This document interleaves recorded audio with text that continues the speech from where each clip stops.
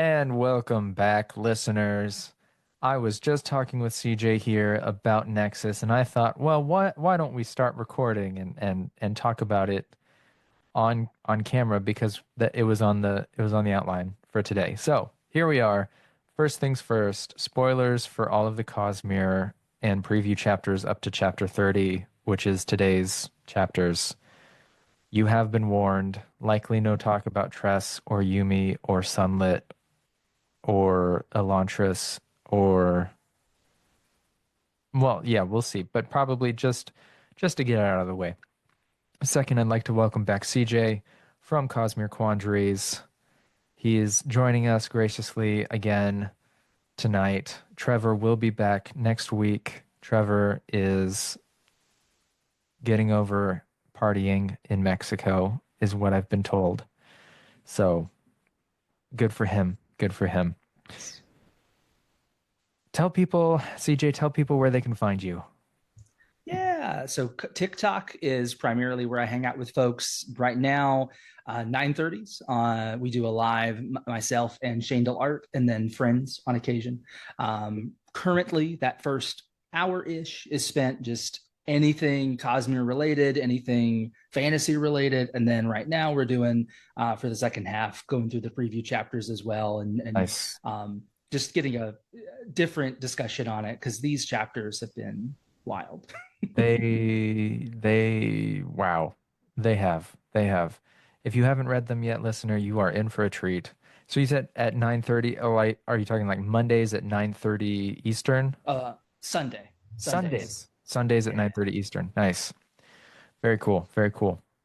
Yeah. So tickets for Nexus events, they popped up last Thursday, much to a lot of people's surprise, because they did tell us well in advance, and then some of us didn't mark our calendars. Yep. It's easy to do. It is really so. A lot of them are just general giant rooms. There's thousands of tickets. If there's not that many tickets for an event, you can almost guarantee that they're gone. So don't get too disheartened. What you can do is go into the event that you want and you can click notify me when tickets come available. They do notify you and all of the hundreds of other people waiting that you can see how many people are waiting with you. Uh, Can I Go give ahead. you the statistic that has impressed me? Oh God. It is, it's not a huge one, but most of the big rooms and things, it's like, oh yeah, there's plenty of tickets left, whatever. Oh There no. is a cosplay meetup for Radiance slash Spren that has 91 tickets acquired for that out of 100. There are 9 tickets remaining for a cosplay meetup. There's a lot of interest in that apparently, and or a lot of people cosplaying. Wow. So I'm super excited for that. That is really cool. I know my panels, writing horror, Saturday morning had some spots go. I don't know what they're at right now. Mistborn Era 3 theorizing Friday night. Come see me. CJ, plug yourself real quick. Which panels are you going to be on? Yeah, I've got Friday at noon. It's the Stormlight recap and theorizing panel.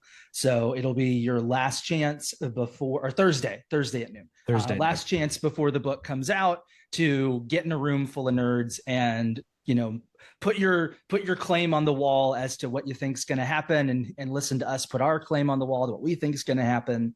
And then Saturday, I've got the breath hacking panel that's all about what's the weirdest thing you could do with awakening and how would it break the Cosmere if you did Very it. nice. Very nice. Yeah, I grabbed a ticket for breath hacking. Don't know how the schedule with the booth will work out. But the oh, Griff is wanting to enter the room. Look, I saw it Huzzah. I saw it faster this time. Yes. Okay. All right. Griff, we have not yet started the chapter readings, so you're safe to talk. We were just talking about how tickets for Nexus events have gone up. A lot of them are selling out really quick. There's wait Mm-hmm. lists. I was just about to say that the convention map for the exhibitor hall is up, so you can map out who you want to stop by. Um, I Uh, I know what the mini game is. I'm not going to say what the mini game is, but uh, That's you fair. can you can I see you can see the list of sponsors. Um, that is specifically sponsoring the mini game. So under the exhibitors and sponsors, they have a separate list for sponsors. Silverlight Guide to the Cosmere is a sponsor. So neat.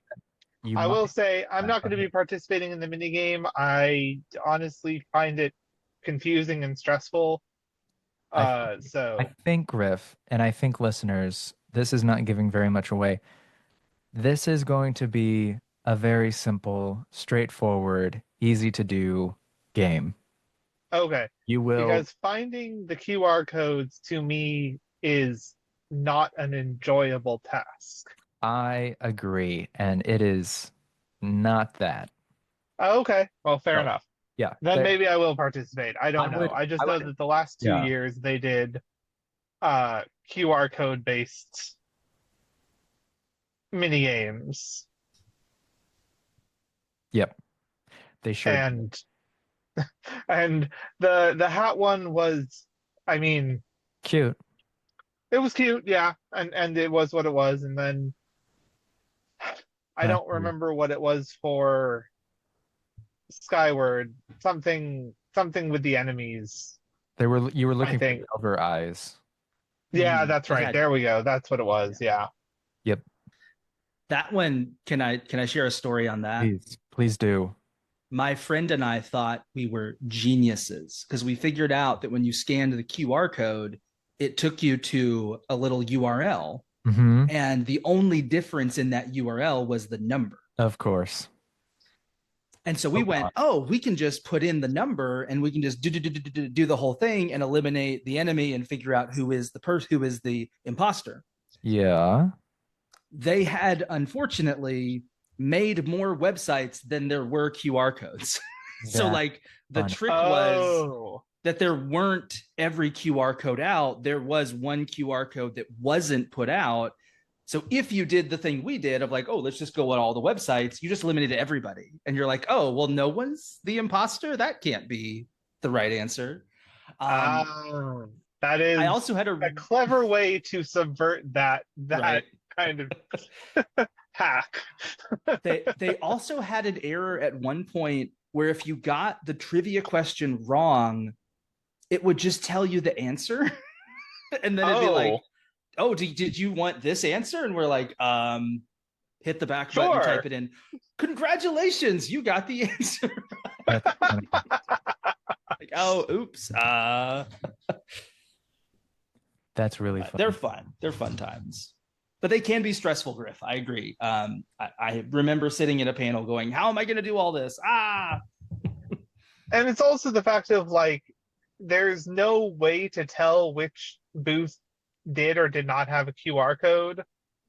Yeah, And that can so be it's one awkward. of Oh, those do you have one? Oh, no, sorry. All right, then see ya. I don't want to look at your yeah. stuff. And so it was just one of those things where it's like, it's not even so much stressful. I think I maybe used the wrong word. It was just more the fact of it's not a task that I find enjoyable, so I did not want to participate. But if this year is different, then maybe I will. Yeah. And to be fair, I'm a little bit more invested in the Stormlight Archives than I was the Skyward series. So Yeah. Yeah. I would say throw out your expectations of what the con was from before and okay, follow Willy Wonka Sanderson into uh, a new world, and a world of pure imagination. Nobody's gonna die though. No, nobody's gonna turn blue or anything. I, I'm just seeing what you're saying on the website where it says exhibitor convention game sponsorship one. So it's very clear who's involved in the game and who isn't. That's also super Yeah. helpful.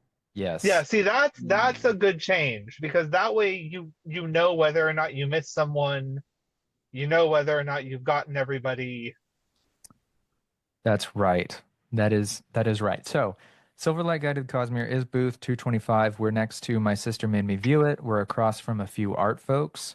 Some other changes that have come this year, like CJ was talking about the Magic the Gathering. Well, wait, that was before we started recording. So they turned the Magic the Gathering charity draft into a lotto system for those who get to participate in that Saturday evening. That is also this. Sorry, there was a moth outside the window. Uh, there, there's also the Cosmere RPG Epic, where a bunch of people will be playing towards the same goal at their own little tables. And I did not. I should have gone and looked at what still had tickets, but that's okay. I'm gonna look it up real quick. Wow. Breath hacking is allegedly out of tickets. I don't know how they're going to handle that. Whoa. Like, does that mean, I don't know. I still, that gets weird. Like, that's the thing about tickets Hold for on, this breath, is like, is breath hacking like a discussion about using breath and Yes. okay, Yes. CJ fair is enough. on it. CJ is on yeah, it. it's just in Nalthus. But it's got a 457 person cap in theory, I would assume for the room capacity. That's right. Fair. So Okay. that'll be I might see intriguing. if I might see if I can sneak into that one despite the room capacity. Well, I probably won't be able to go to it, and I do have a ticket to it. So, um, Yeah. Oh, So well, that's then the I might weird steal part. yours if you don't mind. yeah, Um, there's still 64 seats to the Stormlight Cosmere RPG Epic. I know I managed to snag tickets for me and all of my friends. I did see that, and thank you for that. You're Um, welcome. Oh, because yes, I have been insanely busy recently, and so unfortunately, checking tickets for events has fallen to rather low on the list of things I have had to handle and recently. that's okay. There's still 1,500 tickets for Mistborn Era 3 Theorizing at 9 o'clock Friday night, which I will be a part of. And 9 p.m. yeah, 9 p.m. Oh, then I will definitely. Is that a free ticket thing? Yep, Yeah.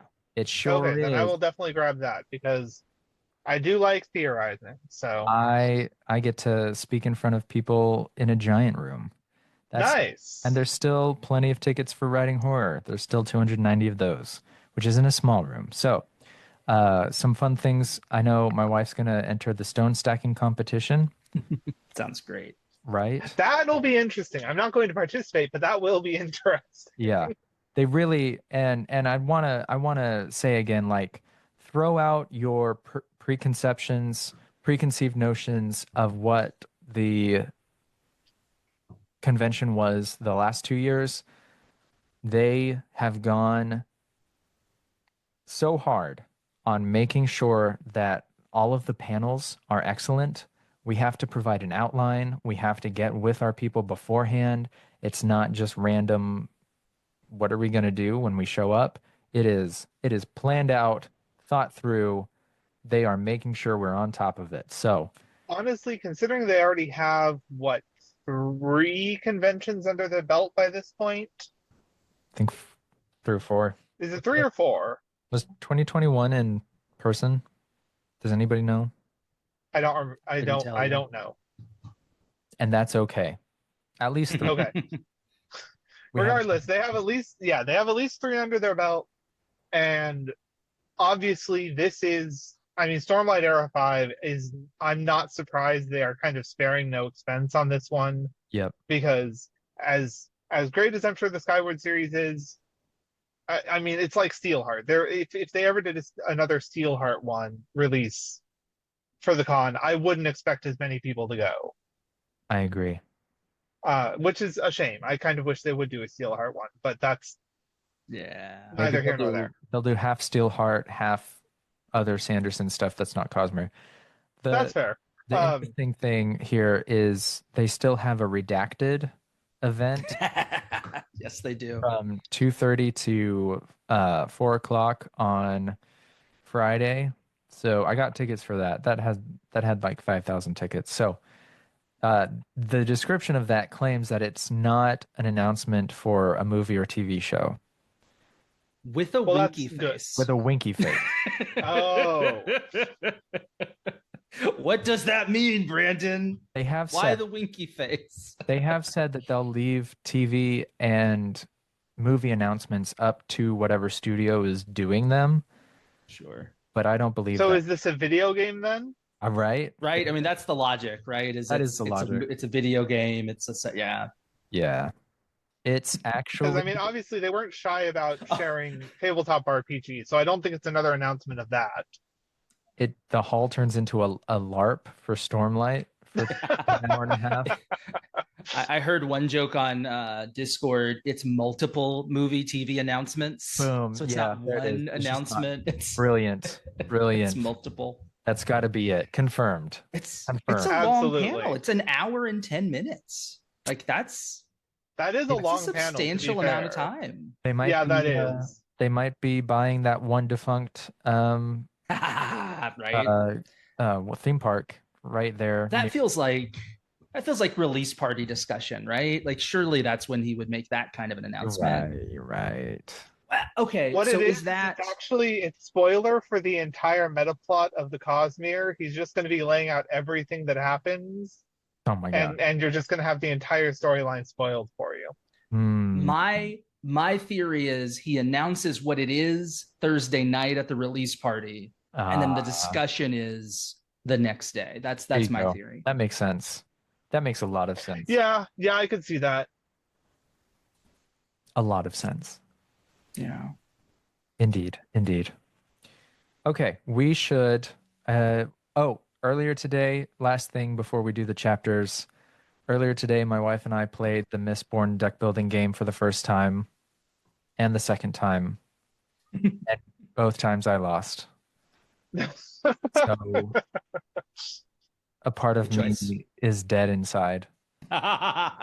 Because it was not me throwing the game at all. To try to make her like it. It was, well, the first go through, of course, you don't know what you're doing. So we were like, we didn't, don't need to go into that. But the second time, I felt I had some crappy luck and she had some really good luck and she had a good strategy that played out really well. So the game is good. We will be. I mean, that is sometimes just what happens. Yeah. It can be just down to the luck of the draw. And it's deck building, so it's literally, there's good strategy in it. You don't have to rely on like opening packs of cards to build your deck and then face somebody who had gotten different, there's strategy to it. There's still luck.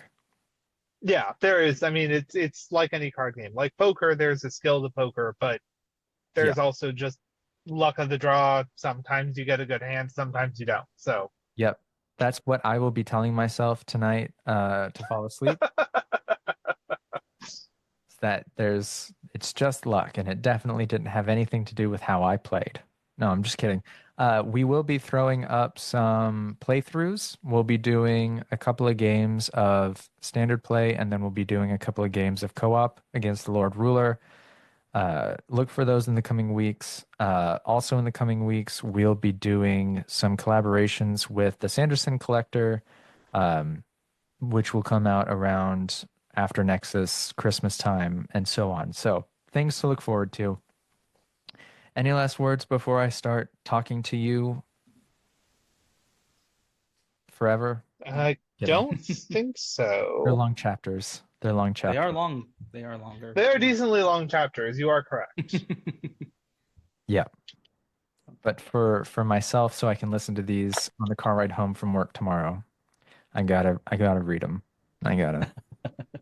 Okay. Great. I will see you all on the flip side. Indeed.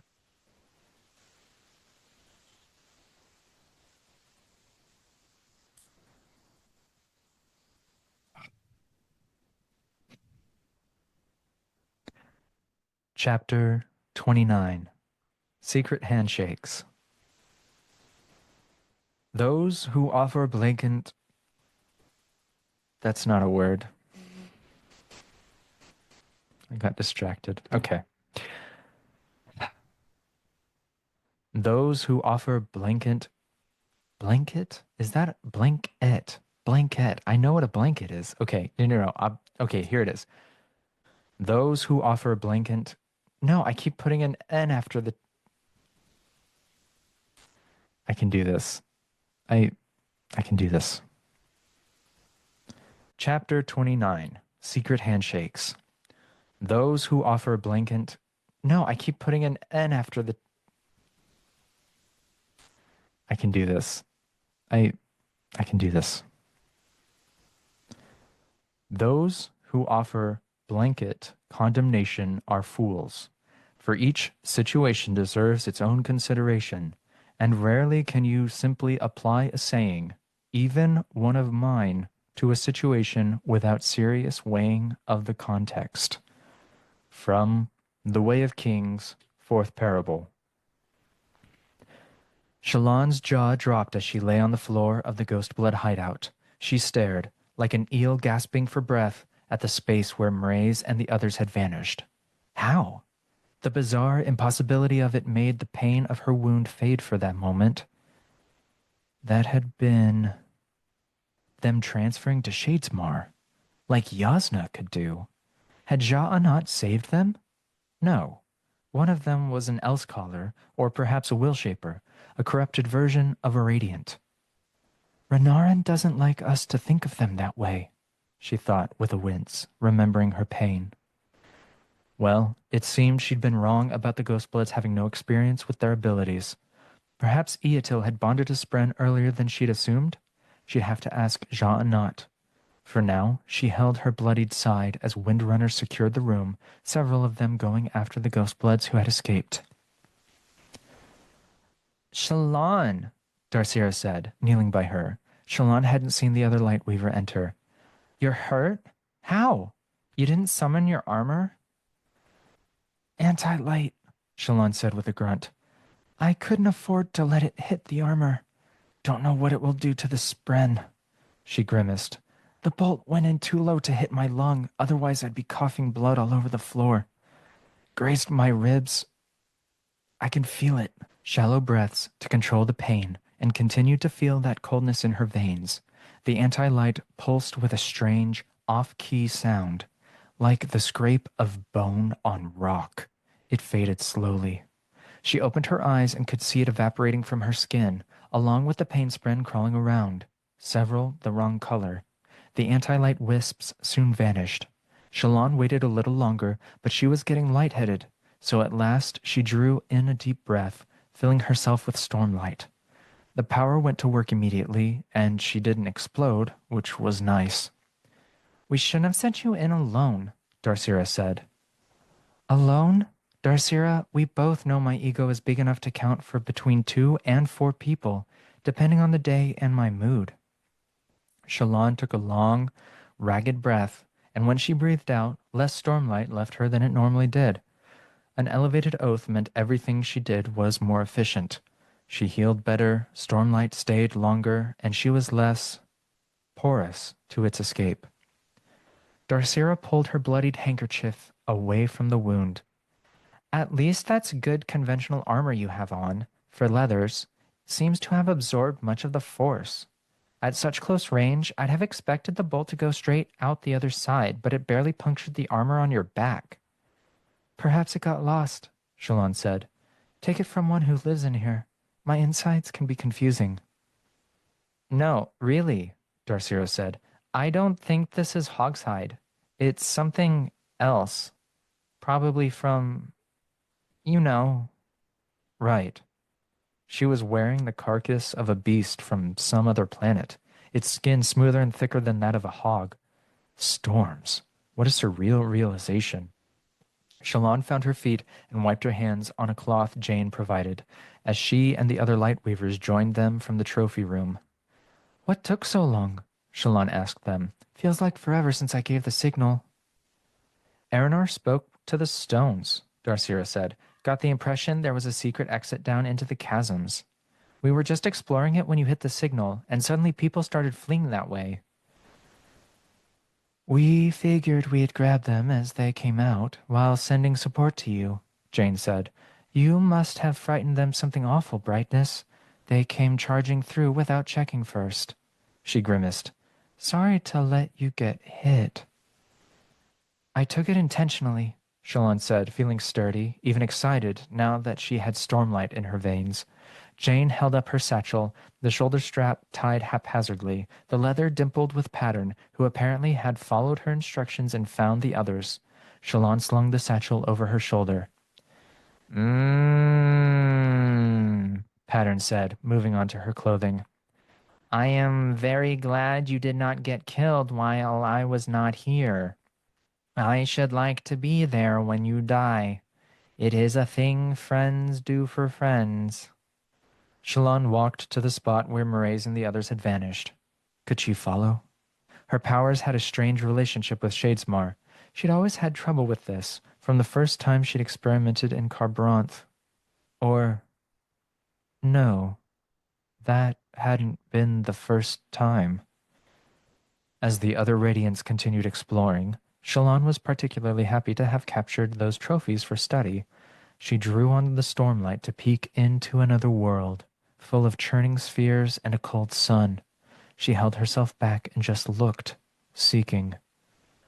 3 people on a small boat pulled by Mandras, heading for a nearby platform with massive spren overhead. Mraize, Eatil, and Leake. 1 tall figure, 2 short. They had planned this special means of escape and were heading to Urathiru. Their cell here had suffered a terrible blow, but they'd already set something in motion with Dalinar, a plot to find Ba Ito Mishram, the Unmade. She almost tried pulling herself all the way into Shadesmar, something she wasn't supposed to be able to do with her powers, but which she'd done before regardless. 2 bonds. 2 spren. Storms that explained some curious events in her past. Instead of her pulling them into her realm, they pulled her somewhat into theirs. She blinked, dismissing the vision. She couldn't face the Ghostbloods alone, but she had an idea about who to go to for help.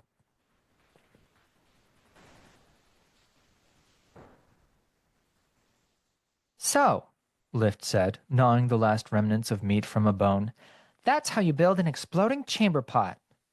Gavinor, the 5-year-old son of King Elokar, current heir to Alethkar, nodded solemnly. He was small for his age. People often thought he was much younger. Lift didn't, as she'd known kids like him in orphanages. Kids who had seen too much. The 2 of them sat on a table outside the room where Dalinar, Navani, and Wit were explaining something to Zabariel and Aladar. As they'd passed, Dalinar had specifically told her not to try to sneak in. Storming Dalinar, storming Wit and his storming stupid secrecy. Lift knew stuff. She could have been inside, listening to the important talk. At least nobody in here, the conference room for planning upcoming battles, kicked her out. She was radiant. First edge dancer they'd found, thank you very much. But she didn't lead her order. That was starving Baramaz and her starving perfect teeth and short black hair that had just the right amount of curl. She smiled too much. Granted, Baramaz didn't fall over as much when she used her powers. But Lift hardly fell over when she used her powers these days. In a stroke of good luck, Sigzil walked by. She followed him with her eyes, absently lowering the bone from her lips. You often stare at that one, mistress, Wendell said, forming next to her as a pile of vines. He liked the changes in the tower, because they let him appear to anyone. These days he commonly made a funny-looking face to interact, one like his face on the other side, full and round, with mustachios and gemstone eyes that looked like spectacles. He didn't think it was funny-looking, of course. Pigs didn't know they stank either. I don't stare at him, Lift said, watching the Azish Windrunner give orders to subordinates. So confident, yet so studious. Not a brute, like so many of the Alethi. He had thoughts. He was smart. Not so tall as to be intimidating, but tall enough to be striking. Pardon, Wendell said, but you're staring right now. Do you think, Lift said, he likes poetry? Who doesn't? Wendell said. Oh, I've written 17 poems about the delightful nature of Iriali footstools. Shut up, Lift said. Gav, do you think he likes poetry? I don't know what that is, Gav said. Yeah, Lift said, still watching Sigzil.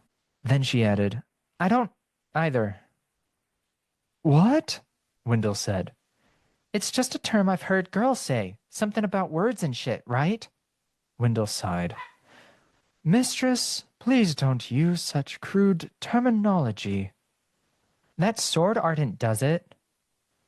Zyle is not a role model. Wendell drew himself up tall. You are a knight radiant, a beacon of hope for all people. You should not be using vulgarities. Besides, you're not even using that word correctly. It doesn't make sense in such a linguistic context. That's how he uses it, she muttered. He talked strange sometimes, weird and interesting. Nobody had seen him since the attack on the tower, though. Probably off sleeping somewhere. He was smart, that one. Always seemed to know when someone was going to make him do something, so he got out of there quick. Still, Lift probably should be a better role model. Gav, she said to the prince, forget you heard me say that word. Poetry? He asked. Yeah, sure, that's the one. Bad word, that. Gav nodded solemnly. Yes, that kid was way too serious. She'd actively worked to befriend Gav this last year, after his rescue from Kholinar. Fortunately, he hadn't been in the tower during the invasion. He'd been with his grandfather on campaign. He didn't say much. Lift had learned that sometimes to listen and really hear people, you also had to be there when they didn't talk. Today, though, he opened up more than usual. Lift, do you think Grandpa and Gram want me? Are they sad they have to take care of me? Lift didn't put her arm around the kid, though she wanted to. He flinched when non-family did that, and you had to learn to see stuff like that. Hugs weren't always for you. But she did give him a nudge in the side. They love you. Big folk is always busy, so sometimes they forget that we're people and like to make choices too. He nodded, looking at the closed door across the room. You sneak in where you're not supposed to be. Yup. That's wrong. You shouldn't do that. Gav, she said, sometimes you gotta do things you ain't supposed to do. Why? This world, she said, it's full of stuff that people think you ain't supposed to do, but which is actually okay. It's also full of stuff you really, really shouldn't do. Nobody tells you which is which, so you gotta find the difference. That's hard. Sure is, she said, and eyed the vents on the wall. You gonna try again? Gav asked, despite what he said. Maybe, Lift said. You gotta be careful with Dalinar. He's real old, like old as mountains and stuff. But somehow he don't know that there's things a person should do that everyone says ain't right, you know? Gav looked at her, baffled. Just trust me, Lift said. Oh, hey, I remembered. Tower, you there? The tower spren appeared beside her as a column of light stretching between discs on the floor and ceiling. The spren liked Lift on account of her being awesome. Really strange that more people didn't feel the same. What? The sibling said. You found my chicken yet? Lift asked. There's no chicken meeting your description in my halls. It's there, Lift said. Look again. It's red and has a beak and feathers, and it says stuff like a person. You've described it many times, Lift. It was hurt and scared. They took it when I was in a cage. You gotta find it so I can help it. The sibling didn't respond. Those awful people must have taken the chicken somewhere. That guy with the scar and too many smiles. Lift would find it. Next to her, Wendell grew a vine and patted her on the back, which was nice. Better, soon Drahe flew in to give a report, and damnation, did he need a uniform that tight? Lift leaned to the side so she could see better when he bent over the table with the maps. Damnation. That one? Wendell said. He's completely the opposite of Sigzil. Why do you stare at that one? If you need to ask, Lift said, then you have no sense of taste whatsoever. He's married, you know. Yeah, she said, leaning farther to the side. His husband's hot too. Seems unfair. You're hot, you can fly, and you have a hot husband? Windrunners, Wendell, I'm telling you, something's up with them. You know, I ain't ever seen one of them run into a wall, not even a small wall. Wendell, Gav said softly, do Spren have families? Why, yes, they do, Your Highness, Wendell said, though we require only one parent, so many Spren do not pair bond. But it's also not uncommon for us to do so. Why, even formal marriage isn't unheard of. I have a mother who has a dear and kind soul who spends her time gardening shoes. Gav nodded, knees drawn up against his chest, staring at the ground. My mother gave me to Voidbringers, he said softly, to be tormented and killed. Lift winced. I think she's dead now, Gav continued, his voice even softer. They won't tell me straight. I'm too young. But my father is dead.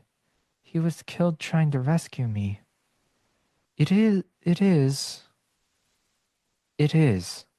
Wendell said. I mean, I'm sorry. He was very brave, Gav whispered.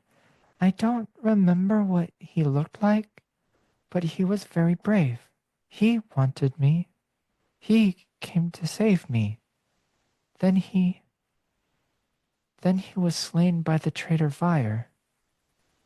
Hey, Lift said, nudging him. Hey! Gav looked at her. She reached her hand toward him, 2 fingers out. He slowly did the same, locking his 2 fingers into hers. Their secret handshake. The secret was that secret handshakes were stupid, but sometimes you used them anyway. Mostly for making scared friends feel like they belonged. You've got a place now, she said. Remember. He nodded. He'd need more reminders, just like she did sometimes. Oh, yes, Wendell said. You have grandparents who love you. Grandpa was going to play swords with me today, Gav said, wiping his nose. Yes, well, Wendell said, the world is kind of in the middle of ending. Takes precedence, I should imagine. I'm gonna learn, Gav said, a small anger spren pooling beneath him like bubbling blood. How to use a shard blade, how to fight. Then I'm gonna find everyone who hurt my father, and I'm going to kill them. I'm gonna make their eyes burn out, and then, when they're dead, I'll chop them into pieces. He looked to Lift, then glanced back down, ashamed. Yeah, all right, she said. I'll hold them for you. Deal? He looked at her again and, finally, for the first time today, smiled. Yeah, revenge wasn't going to be as fun as he thought, and he probably needed to let go of it. But he was 5. Right now, he needed a friend, not someone else telling him to be mature. Besides, maturity stank. She resisted the urge to scratch at her wrap, which she wore bound around her chest. Then Sigzel walked past again, and she absently pulled another rib from her pocket and started chewing on it as she watched. How can you not want to grow up, Wendell said, and still spend half your days ogling men? Don't you see the contradiction? No, she said, don't be stupid. But your interest in men is obviously a manifestation of your advancement toward adulthood. You don't seem to mind that, but you hate the secondary sex characteristics manifesting. Hey, Tower, Lift said. Again, the little dancing column of light appeared, though she knew it would be invisible to other humans. Lift saw into the other realm a little, something related to what had happened to her when she'd gone to the Night Watcher, that lying liar who wouldn't keep her promises. Yes, the sibling said. Are all cultivation spren like this? Lift asked. Or did I get stuck with the druff? What is a druff? Him. There is a great variety in the personalities of all spren, Lift, the sibling said. So I'd have to say you got stuck with a druff. Whatever that is. She grunted, eyeing Wendell. I like being a druff, he said, chin out, though he didn't really have a body, just vines and a head. You're lucky. You think just any spren would put up with your abuse? It ain't abuse, Lift muttered. It's teasing. You should feel grateful, the tower said. Wendell is correct. Relatively few humans are chosen for the privilege of a radiant bond. Ah, what do you know? She said. You're a building. And, the tower said, and people fart in you. Like, all the time. I bet half the people in this room are doing it right now. You realize, the tower said, you are host to millions of life forms? They exist in your gut, on your skin, all over you. What? Lift said. Oh, Wendell said. I've heard of this. Germs, yes. Wisdom of the heralds. People with very detailed and specific life sense can feel them, I'm told. Millions upon millions of tiny creatures living on the skin of humans. They particularly like the hair follicles, the tower said. I can feel them on you, Lift. Lift stared at her hands, aghast. And yes, the sibling added, they live their entire lives there, eating your dead skin flakes, defecating on you. You are a tower like me, Lift. Every human is. That is the grossest thing I've ever heard. She looked to Gav. Hey, Gav, did you know we have millions of tiny creatures living on us? Gross. I know. Awesome. You were just saying, the tower told her, that I'm not worth listening to because I'm filled with things that fart. And, Lift said, and you are too. So nobody should listen to you either. Gav, Lift said, should anyone listen to us when we say things? About important stuff, I mean. Of course not, Gav said. We're kids. Lift looked to the glowing column of light and shrugged. I honestly have no idea why I started talking to you, the tower said. It's because you sensed cultivation's touch on her, Wendell said, completely missing the context of the tower's complaint. As usual, what a druff. But, well, he did put up with her. Storms only knew she wouldn't want to have to do that. Hey, she said to Wendell. Thanks. What for? He asked, frowning at her. She put out her hand, 2 fingers out and crooked, like a claw. He regarded it, then opened his eyes wide in shock. Trembling, he formed a hand from vines and met hers. I get the secret handshake? He whispered. Just don't go sharing it, she said. It must remain special, Gav added. I'm honored, Wendell said. Finally, at long last, the door into the other room opened. Wit, Dalinar, and Navani strode out and headed straight for the lifts, determined expressions on their faces. Behind them, Aladar and Sibario looked seriously disturbed. Damnation, they decided something important. Grandpa, Gav said, standing up on the table, we can play swords?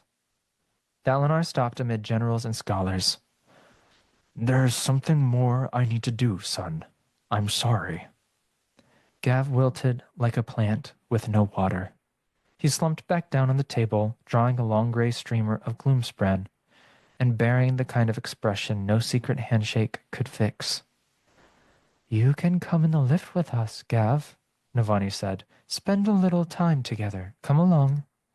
Eager, the boy humped down and rushed over. The nursemaid joined them. She'd been helping herself to snacks, falsely assuming she could trust Gav with a radiant.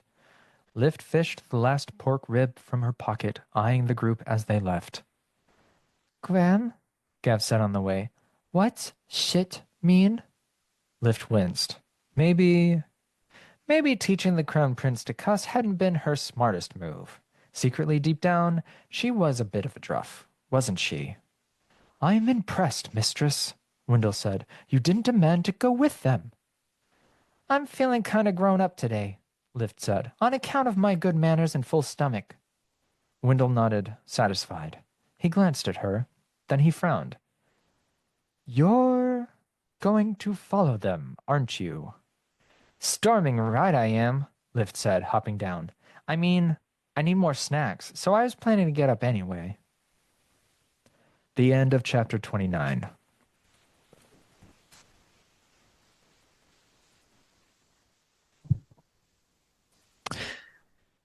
Ironically, my daughter learned what the word shit means this week also. That's funny. Completely like didn't even think about it. I knew that as you were reading it, oh yeah, that's funny. That's a funny coincidence. That sounds familiar. Poetry and words and shit. Yeah. I'm gonna have to mark this episode explicit. Thanks, Sanderson. I mean, I think most of our episodes have been marked explicit. I'm not exactly the cleanest. I don't have the cleanest mouth.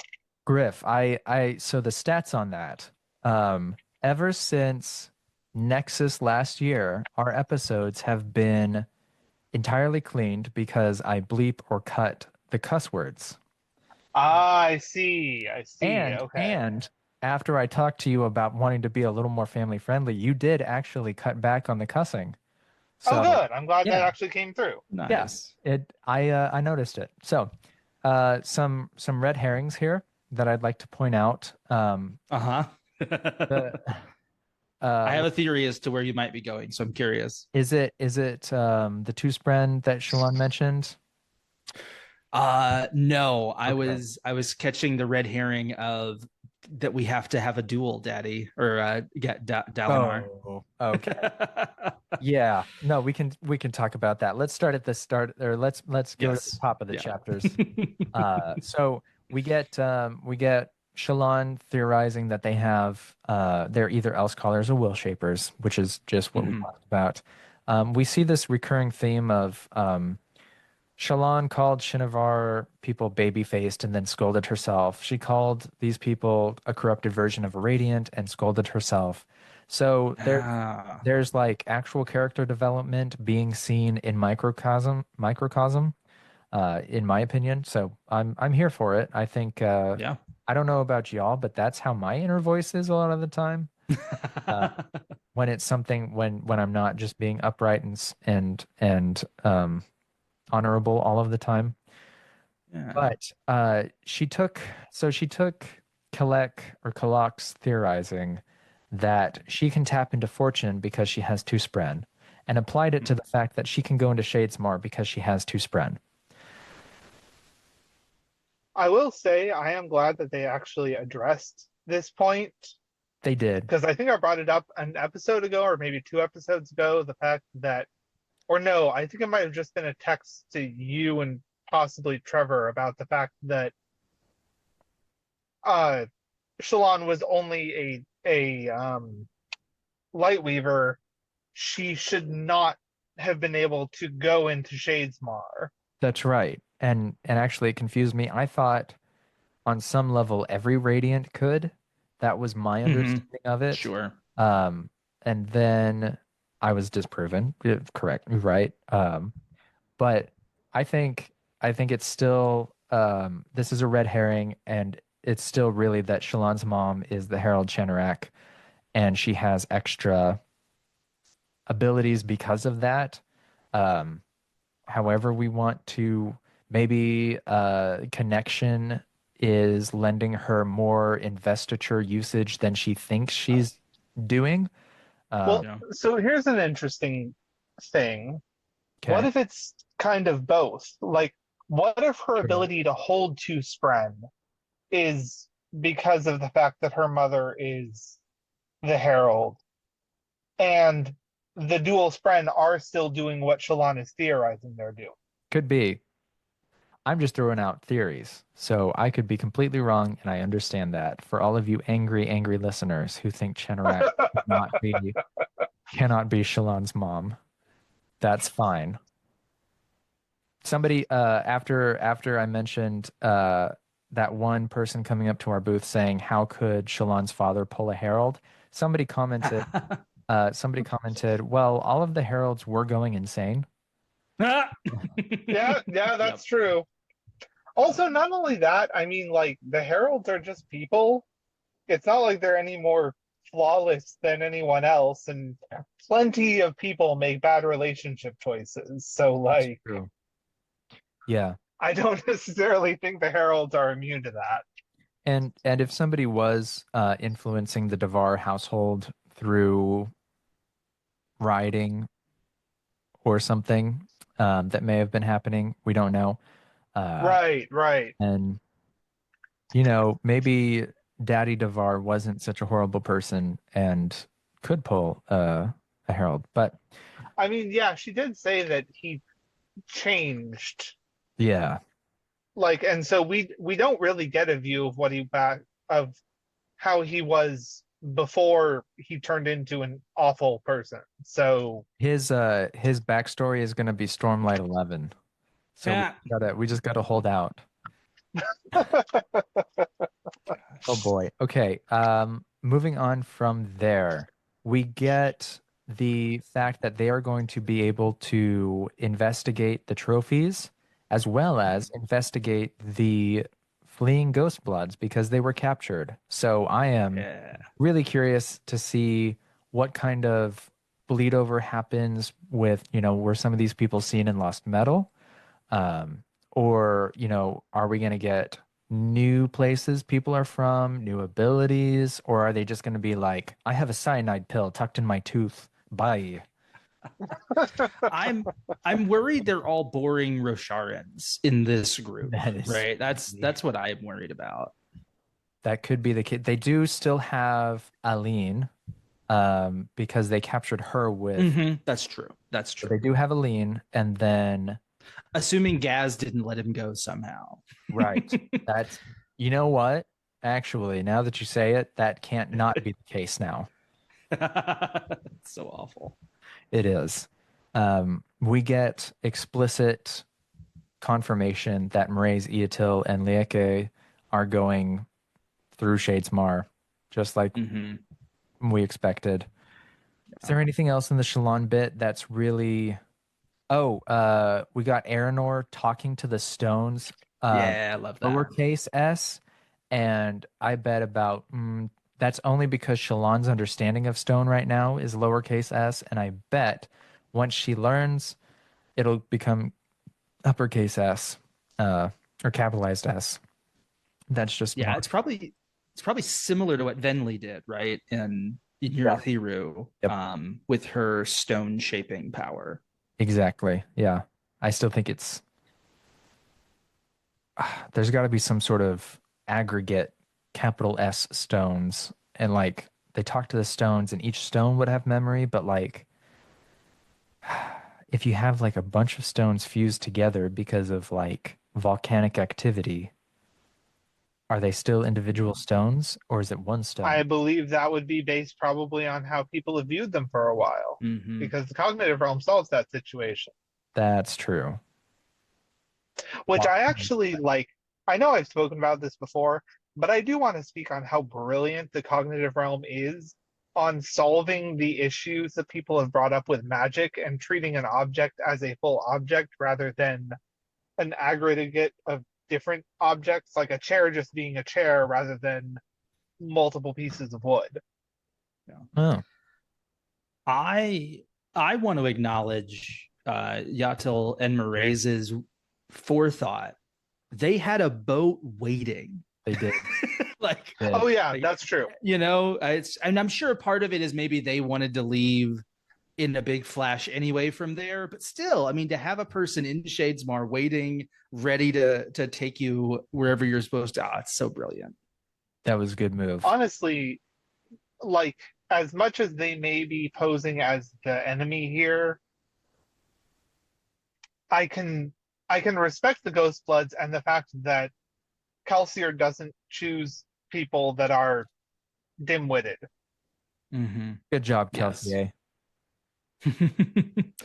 And I thought something I noted is, so Shalon points out that the elevated oath means everything's more efficient. That would, in theory, also include the anti-light, So like there's a negative that the anti-light will stay in you longer because you're a better vessel for the light, period.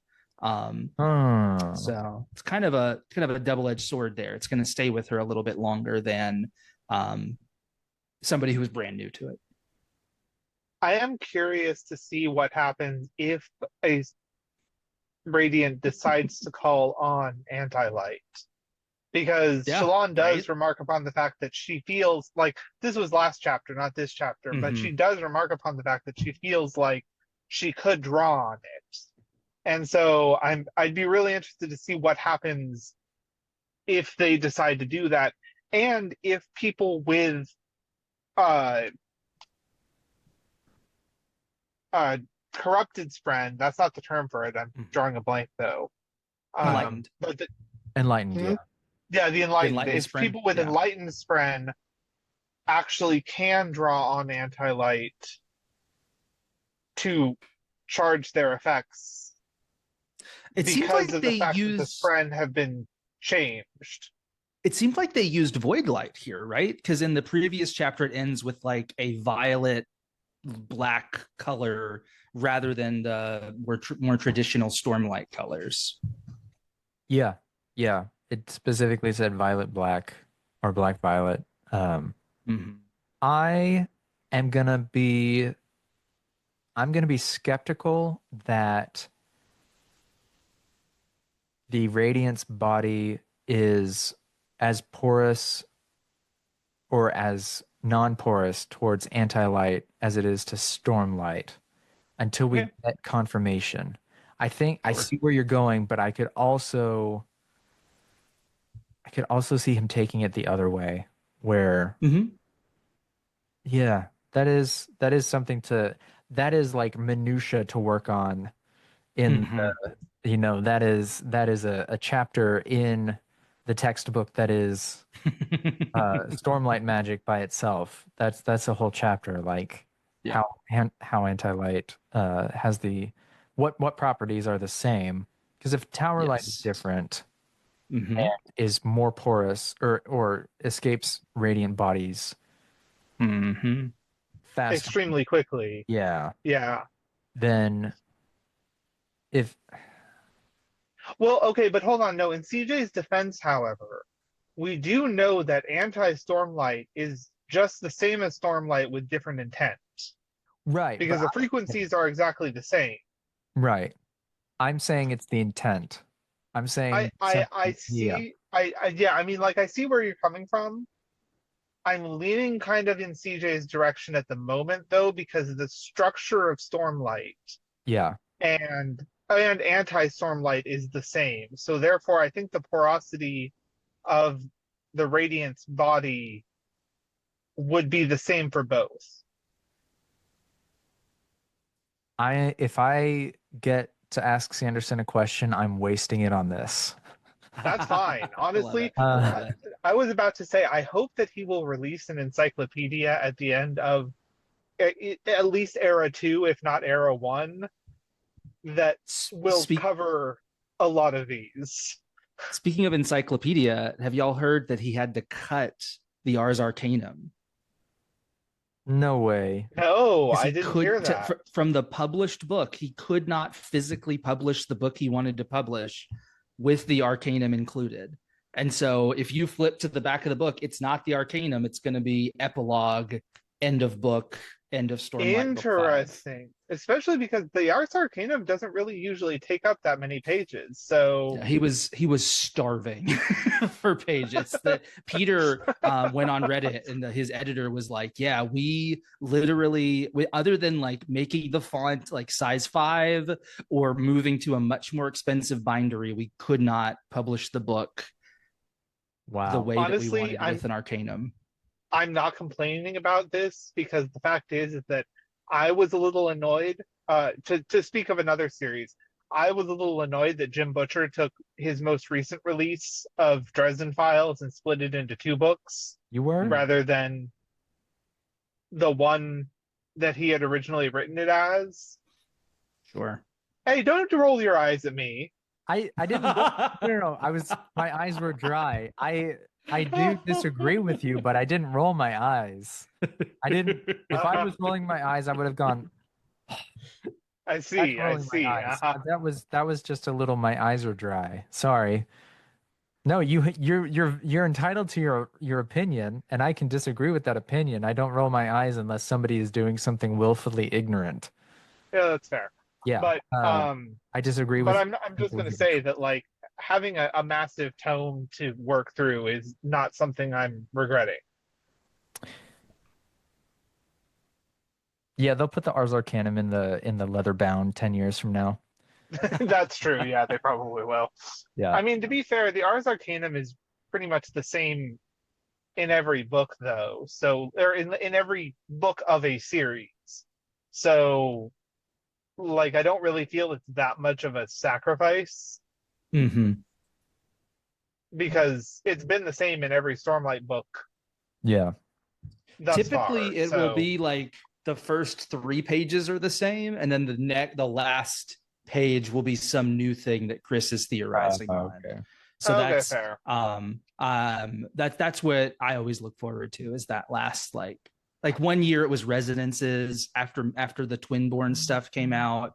Chris was like, oh, resonances are happening on Roshar too in this way. And Oh, that's cool. I do see here. I do see here that it specifically says that the anti-light faded slowly. So yeah, it's one of those things. We need more Yeah. data, right? we do As, need. as I said, I hope he releases an encyclopedia because, and honestly, not just on Stormlight or not just on Roshar. Like, I would love to have an encyclopedia written on every magic system Mm-hmm. thus far that is released. Like, even just one that's just the encyclopedia investiture or something, where it just covers every use of investiture because the intricacies are astounding and I want more information. Yeah. Agreed. Agreed.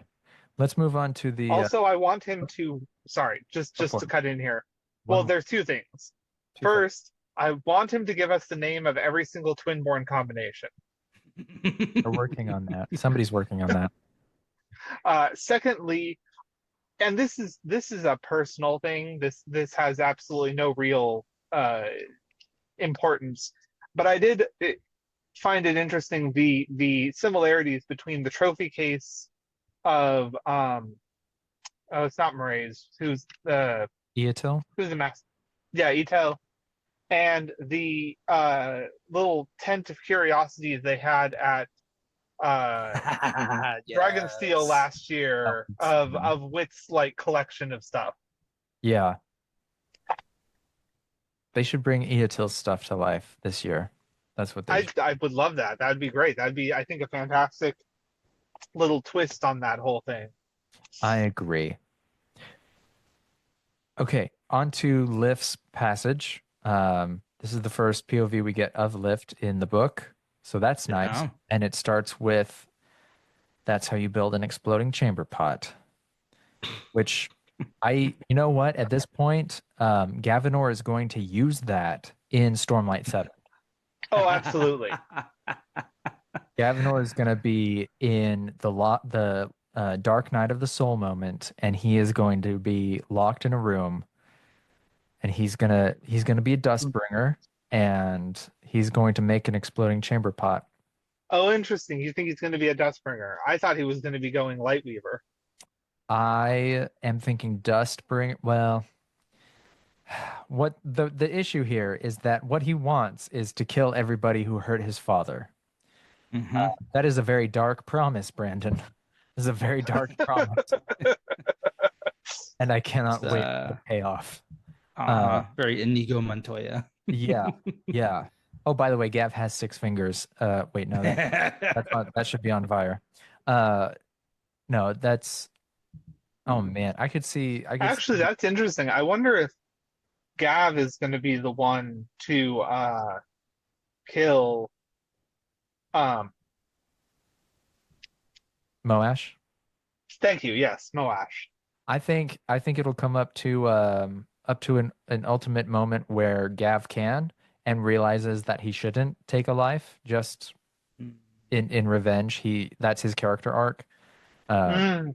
And Yeah, then that's fair. yeah, Moash is spared.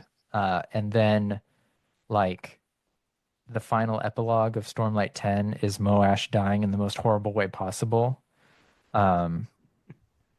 Which is likely like starvation, but It's by an exploding chamber pot. yeah, that the chamber pot from Stormlight 7 flies out of the air in Stormlight 10 and just lands right on him. Confirmed. But this we see Lift growing up more, Yes, we do. even more than she Mhm. wants, and she cannot stop it. We start seeing people have more ideas about germ theory, and yeah, they're really getting very fast science here. Took us a long, long time to get there, and they're getting it after, well, I guess they're going to it after 8,500 years. I do find it So- interesting how the Sprens seem to be following quantum mechanics rules. They do. Mhm. And I'm curious to see how that plays into things. They're actually going to call it Bippy mechanics.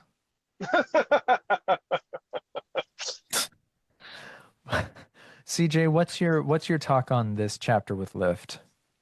Sorry. So, oh, you're good. You're good. I'm enjoying it. I think I love Lift. I love Gav. I am very much not in the camp of Gavinora becoming the champion, Same. however, I mean, this is a good chapter if you're going to try to make that argument and make that theory. Gavinor wants to fight swords with Dalinar, and it's like, well, that's a promise.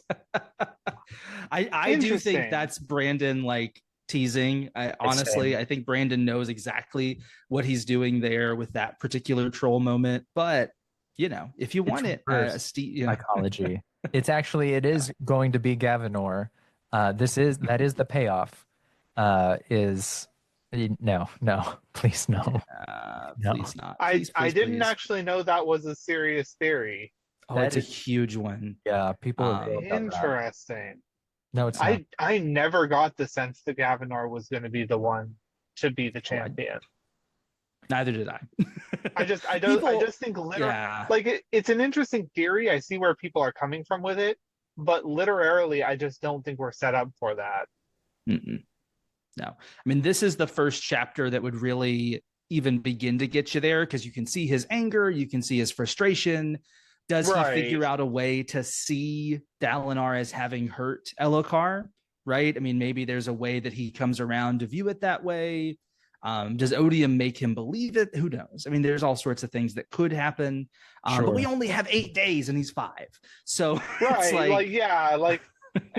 and even with all of the shape-shifting abilities that can come from the surges and things like that, I still don't see Gavinor being changed to the point of being an effective. Though, to be fair, if Odium took Gavinor as he was, would Dalinar be able to beat a 5-year-old? Like would he be willing to raise a hand against a 5-year-old? Like, I don't think that's where it's going, but yeah, that's what they use as their big argument. Is they use the death rattle about the suckling child, how I hold the knife to the suckling child's throat, and everyone wishes that I would kill him, but I refuse to kill him and thereby draw us another day of breath, or something to that effect. So that's what they like to use. But Gavinor, for that I mean, particular to each theory. their Gavinor's own. not a suckling child. Gavinor. It's metaphor, right? Yeah, That's everybody the gets to idea. have their theories. I don't see it going that way. Like, as I said, it's an interesting theory and it's kind of fun to play around with in my head, but I don't seriously think that's where the story's going. I think go ahead. My preferred, if you're going to take metaphor on the suckling child, is actually Taravangian as a shard that is functionally a suckling child among shards. So I think that'd be the more interesting metaphor. I think I see where you're coming from with that. Another one for that could be Alethkar as a newly formed nation with a democracy. Or There's nothing that says this has to be in the first 5, right? Right. Or to The be death fair, it rattles could be could the still be Knights playing Radiant. out 20 years from now. Yeah. It could be the Knights Radiant as a whole. The fact that they were at the time a brand new, or group of people that still hadn't figured out their powers or anything like that. And Yeah. so, plus with Nail going around trying to kill all of them because he was trying to prevent the coming of the Everstorm. Yeah. I had tangentially, I did have a thought. It would make so I'm gaining more traction in my mind for the Adolin as Sure. Odium's champion. Because he does have festering anger against his father. And then it struck me today, it would be very simple for Odium to put him in a position where he would allow that, where Adolin would be like, okay, sure. So if he goes to Azimir, if he goes to the capital Azir, and holds it and then fails, I could see Odium tempting him with everybody here lives if you will fight for me. Yeah, Sure. Adolin might, yeah. yeah. Um, yeah. The champion with 9 shadows, right? Yeah. Like we think, okay, 9 unmade. I don't know. Yeah. We take out the bondsmith. Well, I don't love the Adolin one. There is the whole thing that he was born under the sign of the 9. People like to point that out when they talk about 9 shadows also. There's a lot of poetry to it. I mean, Sanderson does a really good job of leaving himself a lot of places where he could come back to. I think my biggest problem for Adolin is I just don't ever see a world where he thinks it's a good idea for Dalinar the Blackthorn fused for all eternity serving Odium. Right? Like, right. That's my biggest problem. Because if he is serving Odium and he wins, then Dalinar's the Blackthorn fused conquering the Cosmere. And I can't ever see Adolin being on board with that. Hold on. Here's a quick question. Okay. What if he decides to take the deal with the intention of losing? Right. Yeah, very fair. Very fair. That's the crux.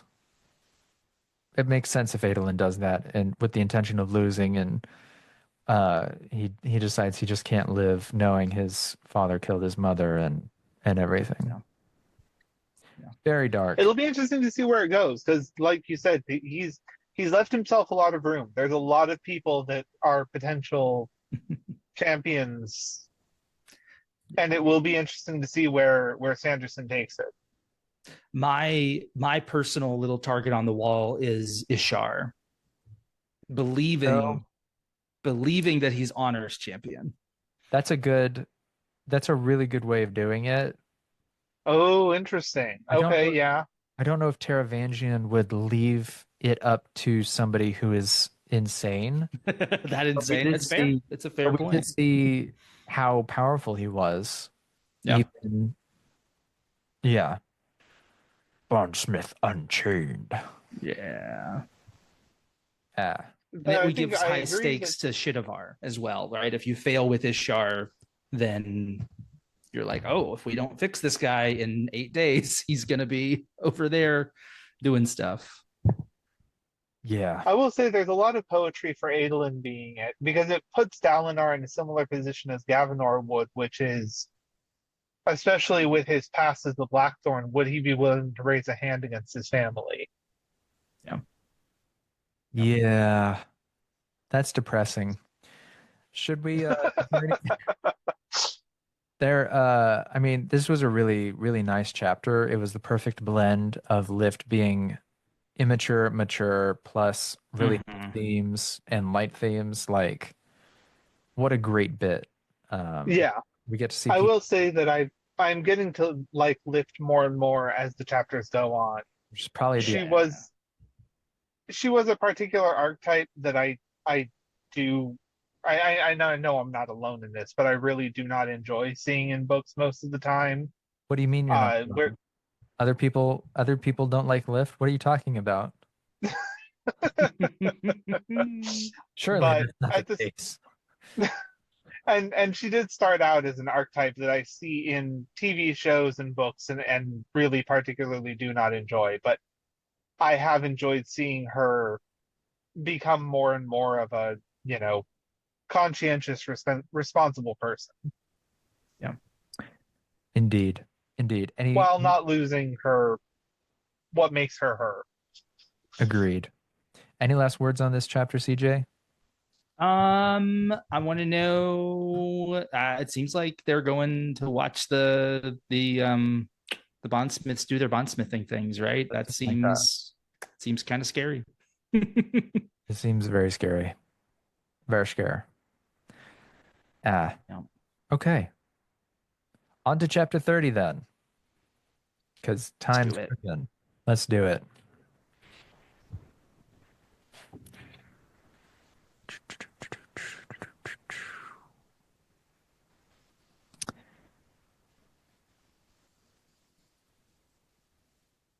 The chapter symbol is of Renarin and Rlain standing back to back. Behind them is a circle of stained glass with what appears to be their enlightened mist spread as a crystal. Chapter 30. Not alone. As I fear not the child with a weapon he cannot lift, I will never fear the mind of a man who does not think. From The Way of Kings, fourth parable. A part of Renarin missed the way the tower had been before.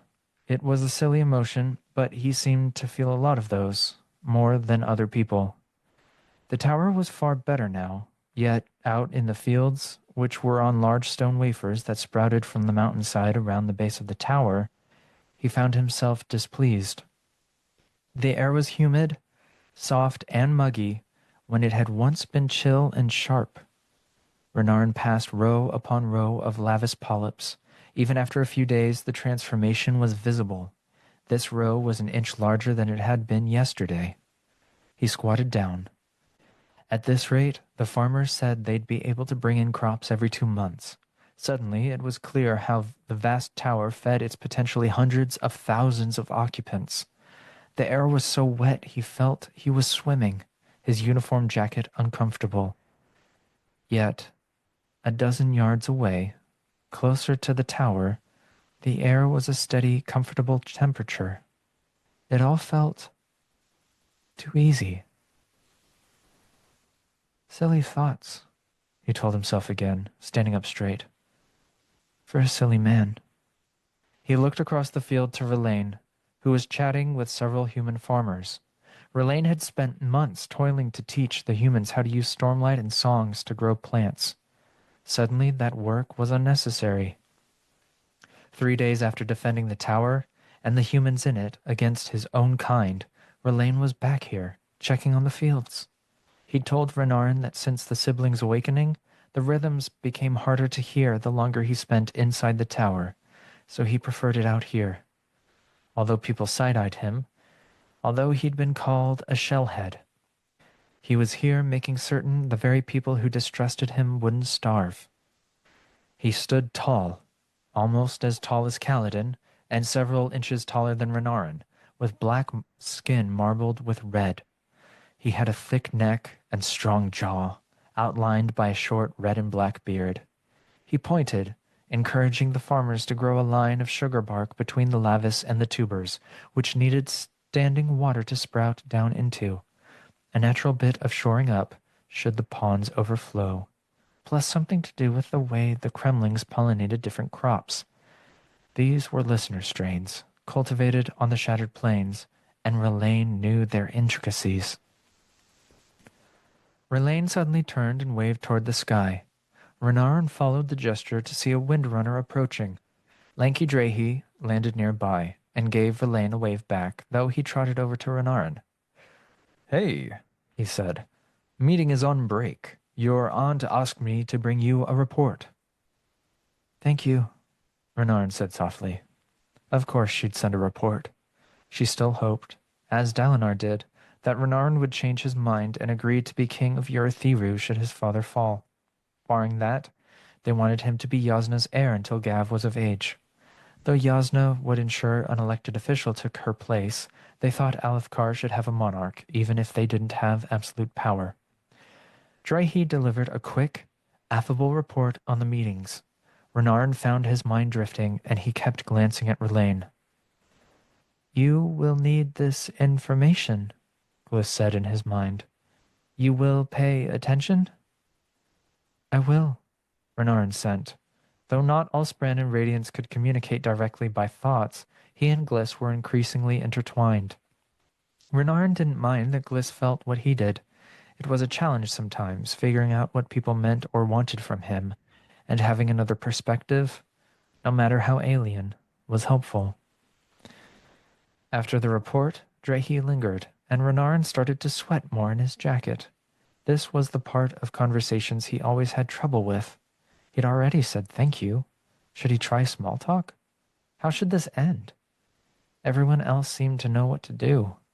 They flowed in and out of conversations like eels in a shared current. Renarin was the rock in that current. So, Drahi said, settling back against one of the stone workstations that were scattered through the fields. Want to talk about it? It? Renarin's panic grew. What it? Was he supposed to know what this particular it was? I do not know, Gliss said, equally worried. Is it us? Maybe? They will always be afraid of us, I fear. The way you look at Rlain, Drahi said in response to Renarin's apparent confusion. Oh, that, Renarin said, relaxing. It was an embarrassing topic, but at least now he knew what the topic was. Is it, obvious? You learn to watch for guys who watch for other guys, Drahi said, shrugging. I don't want to pry. It's nobody's business. Just wanted you to know I'm here, should you want to talk. It's silly, Renarin said, glancing down, blushing. He's not even human. I say it's better to think of everyone as people. Human, listener, Spren, all people, even if some of them glow and are annoying. Point?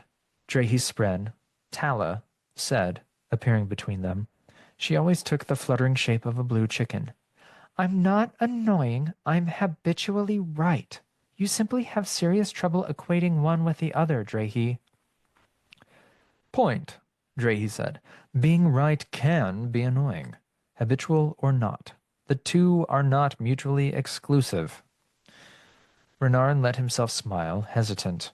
Drahi, like the other members of Bridge 4, treated him as one of them, awkward or not. To them he was, well, he was a person.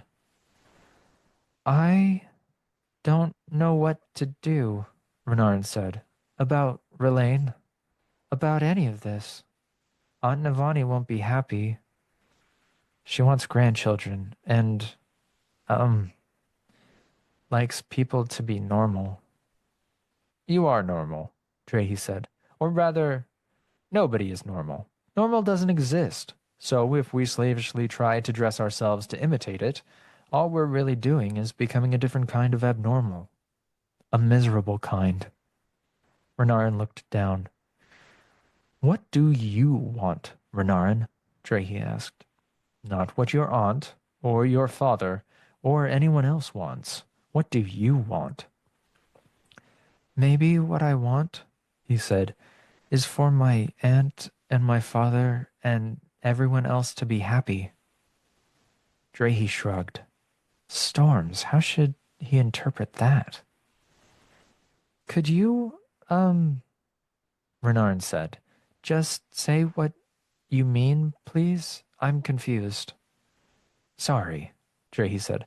I forget sometimes. Renarin, I'm not going to tell you what to be. I'm not going to tell you when or if you have to tell anyone. You live your life how you want. I've known some who would prefer to pretend they aren't different. Doesn't seem to work often, but it's their right. All I'm saying is, if you have questions, I might have answers.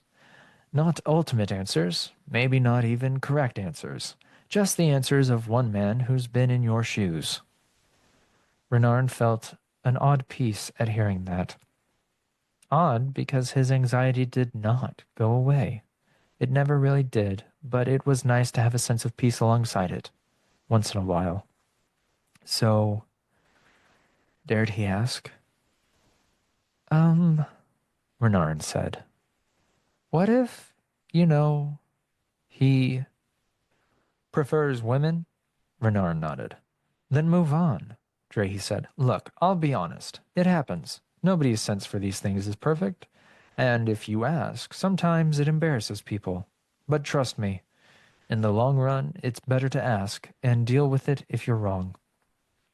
I don't think I could do that, Renarin said, blushing. Drahe took a long, deep breath, but didn't contradict him. He seemed to mean what he'd said earlier. He wasn't intending to lecture. It's silly, Renarin said. Listeners don't even court like we do. They often bond, two people for life. They do it differently, but what did I say earlier? There's no such thing as normal. Everyone's got to figure it out for themselves, Drahe said. I'll tell you this, though. Rlain said a few things at Stew one night about being in mate form and being hugely embarrassed. I think it's going to turn out all right, Renarin, if you're willing to try. I can't, Renarin said, his head still down. I really can't. Drahe moved as if to pat Renarin on the shoulder in a way that would have comforted someone else. He paused, though, then gave Renarin an encouraging gesture. Bless him, he listened. He knew that Renarin didn't like to be touched, though Renarin would have been fine with it in this case. He liked some physical contact on his own terms, but he didn't like being surprised. The more important thing was that Drahe had listened. He actually cared. Renarin found himself smiling. You can do this, Drahe said. If you don't want to, that's all right. But Renarin, I know you walked out onto a battlefield at Thalen Field determined to make a stand against overwhelming odds all by yourself. I know you struggled with visions of the future and sorted through them, bringing messages to your father.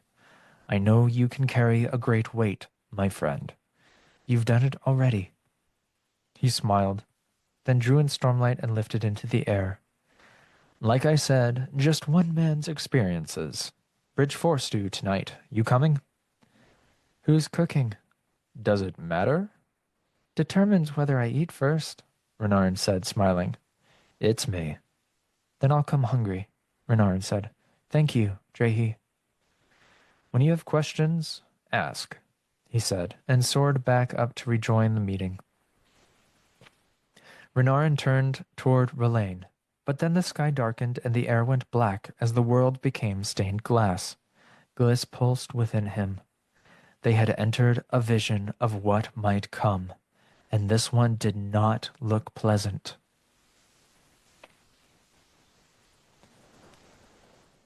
Rlain had found his perfect form, or rather every form could be perfect for him now.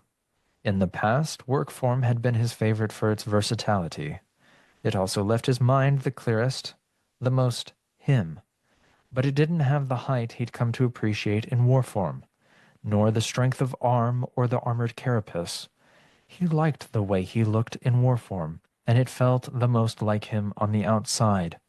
Unfortunately, it made him a little too eager to fight and obey. He could counteract both of these emotions, as a form did not control you, but it did subtly change the way you thought. It turned out that being radiant let him counteract that even more fully.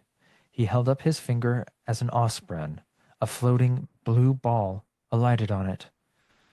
This one was invisible to the human farmers who were discussing his advice. Bonded to Toomey, he felt like himself inside, regardless of form. Toomey thrummed to the rhythm of joy within him, and Rlain complemented it with a harmony, attuned but different. Toomey rarely spoke, but it didn't take words to understand his spren. The rhythms could do it. Toomey's rhythm changed to anxiety. Rlain turned toward Renarin. He hadn't seen the young man approaching until Drehy had arrived, but it had seemed the two had something to talk about, perhaps politics from above. Rlain had left them alone. Now Renarin was encased in a shimmering distortion in the air. Was something wrong? Curiosity from Toomey. Rlain attuned the same, hesitant, and knew Toomey thought the humans wouldn't see what was happening to Renarin. It took a stronger connection to the realms. A vision? Rlain said. That's one of his visions?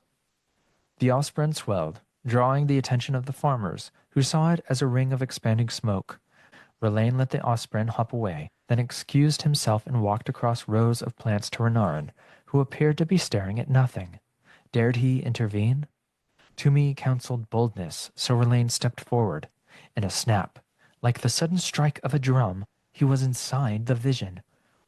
The sky was black, and the darkness surrounded them like one might dim the other lights in a room to inspect a single glowing gemstone.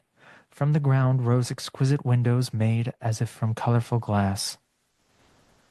They're beautiful, Rlain noted. Seems like a very human manifestation, though. I wonder why Toomey and Gliss show us them in this form. Is it their doing? Or ours? Or some combination? Renarin turned to him, looking shocked, then excited. Rlain, he said. You can see them? Rlain nodded. I'd hoped I'd be able to see your visions with my own spren. Is this? He trailed off. Renarin was crying. Renarin? He said to despair. What's wrong? Did I intrude? Should I leave? He turned to go, but Renarin grabbed his hand, which was surprising from Renarin. I have spent, Renarin whispered, what feels like an eternity alone with these visions. From the days where I crept on the floor and scrawled numbers, to the day when I realized my family's love could overcome a dark future, to a few days ago, when I heard you'd bonded a spren. Now, I'm not alone. Renarin pulled him along the line of stained glass windows, which stood upright with nothing to support them. Rlain followed, genuinely intrigued, but also because Renarin had always tried so hard to make Rlain feel included. Rlain respected the other members of Bridge 4, Kaladin in particular, but there was something special about Renarin. When Rlain had been alone, rejected by the spren, Renarin had been the one to comfort him. That moment had convinced Rlain that even if it was hard, there could be a place for him among the humans. He had never fit in anywhere until he'd found Bridge 4. They hadn't always been perfect. Far from it. But they'd proved willing to work to make a place for Rlain, Renarin working hardest of all. So what do we do? Rlain asked, joining Renarin at what seemed to be the first of the windows. I don't know, Renarin said, but remember it can be lies. Why pay attention if it could all be lies? Because truth is just the lie that happened, Renarin said. Rlain attuned skepticism. That doesn't make sense.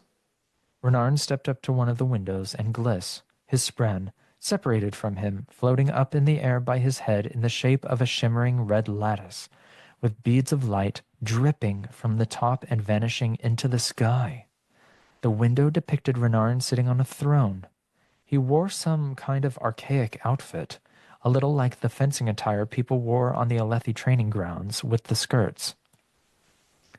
This is Kholinar, Renarin said, but it's not the throne room.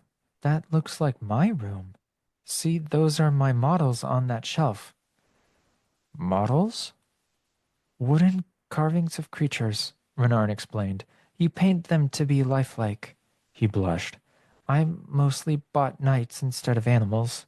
I needed something to do with my time when Adolin was training. And here, those are my books. I'd spend a few hours each day having them read to me. Such knowledge, Rlain said. So much at your fingertips. No wonder you know so much. Renarin blushed again. What? Rlain asked to reconciliation. Had he said something wrong? Those aren't books full of facts or learning, Renarin admitted. They're adventure stories, the kind written for young women. I had a whole collection, much to Father's embarrassment. Renarin, Rlain said, I have seen how your father treats you. He's not embarrassed of you. He was when I was young, Renarin said. But he was wrong back then, wasn't he? They studied the image a little longer before Rlain picked out the detail that was bothering him. Renarin? I think that is Singer clothing you're wearing. He pointed at the folds of cloth, noting how they draped the body. The coloring? The patterns? Are you sure? Renarin asked. No, Rlain said, but I did see a lot of their clothing in the tower these last few weeks. It looks the same.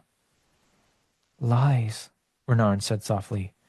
Each picture here shows only one of several likely outcomes. I asked Wit, and he says it's the way of things. No one actually knows the future, not even the gods.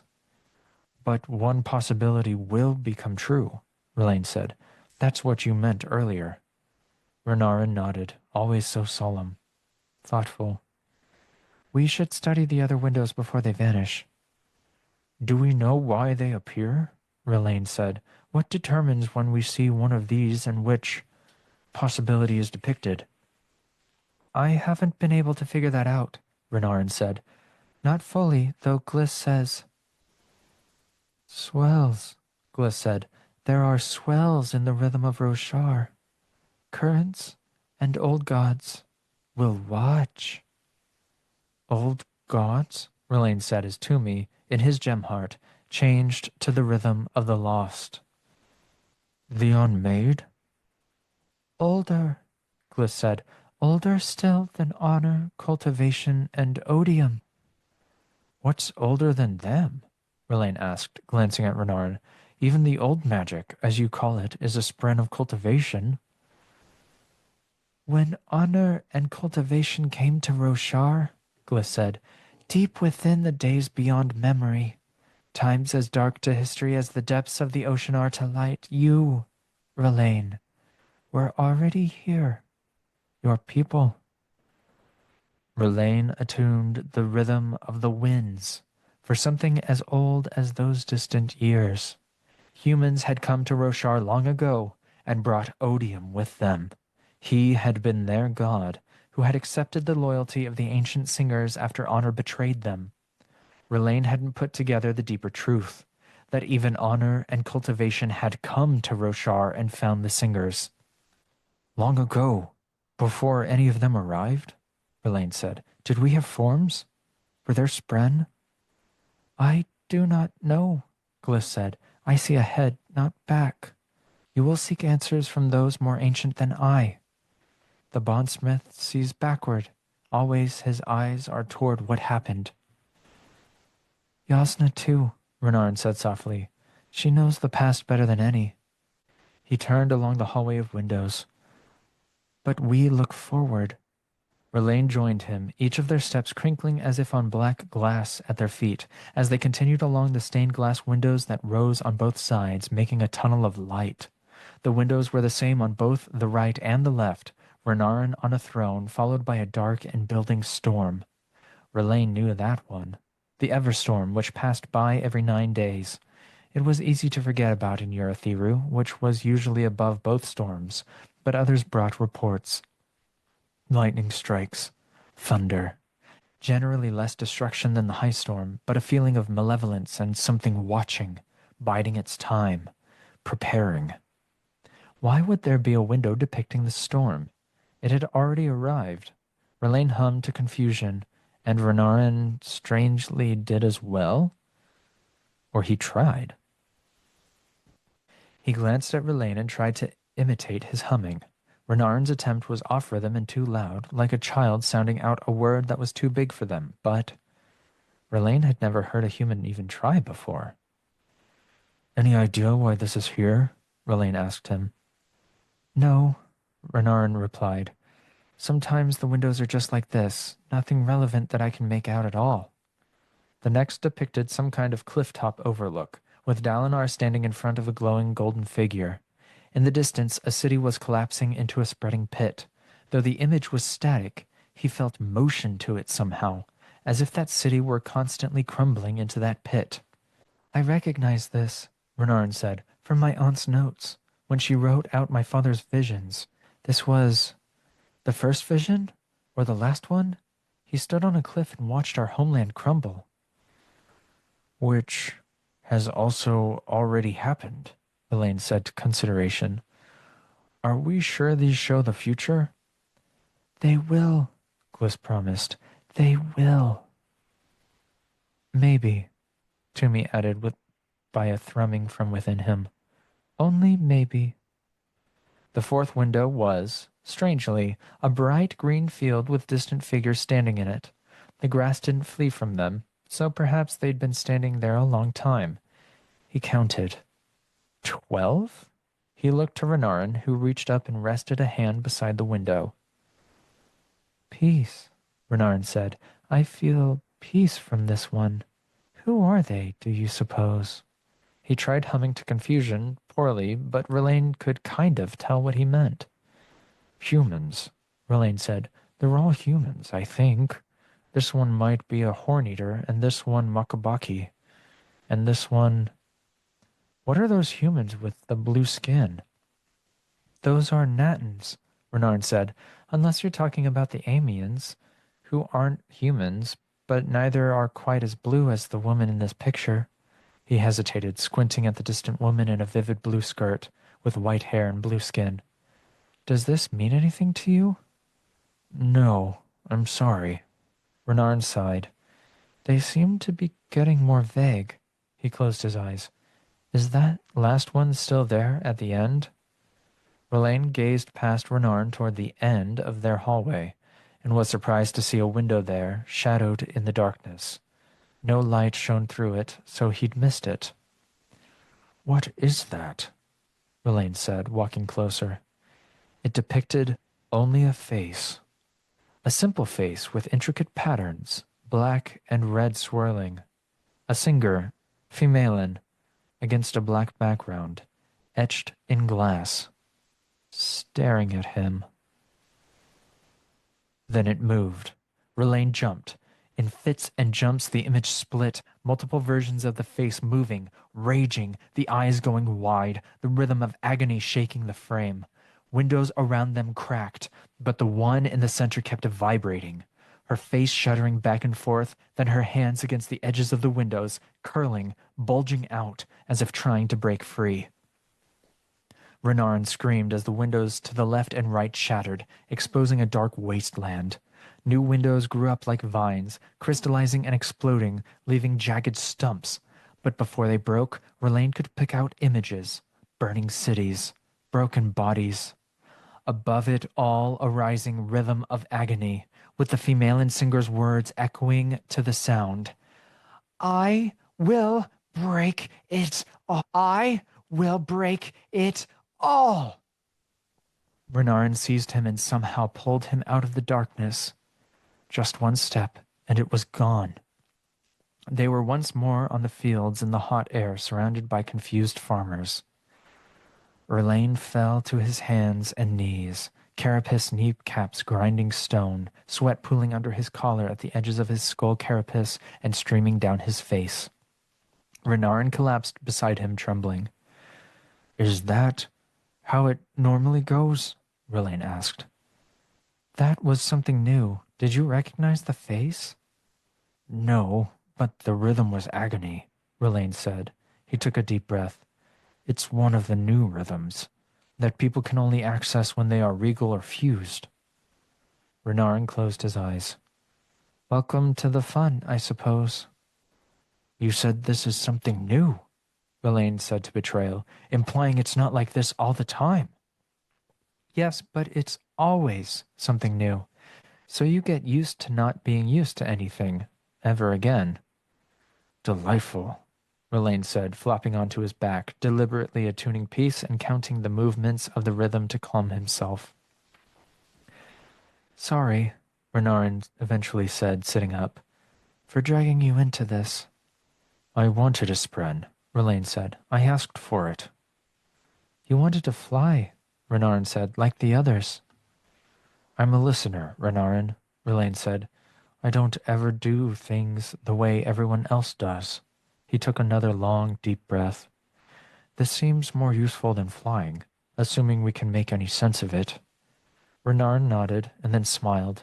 Humans were often overly expressive with their faces, so it might be nothing. But Rlain asked anyway. Is something funny? Still just happy, Renarin said, not to be the only one. Rlain hummed to appreciation before remembering that wouldn't mean anything to a human. He kept forgetting, even after 2 years among them. Before he could explain himself, however, a shadow fell on him.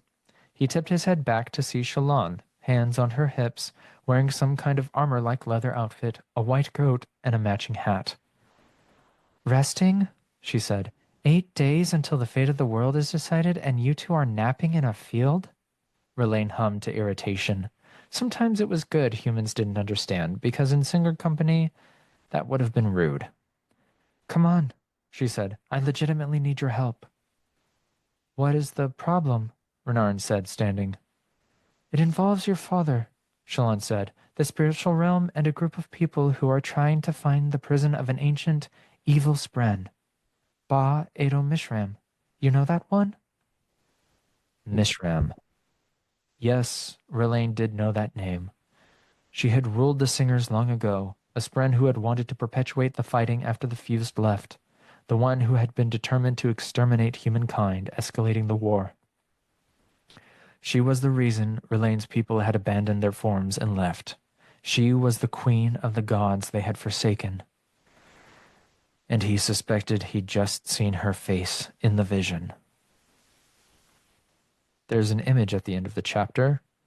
It says, the traditional Alethi Takama is depicted above. To the right is the modern style, currently popular for formal settings like weddings.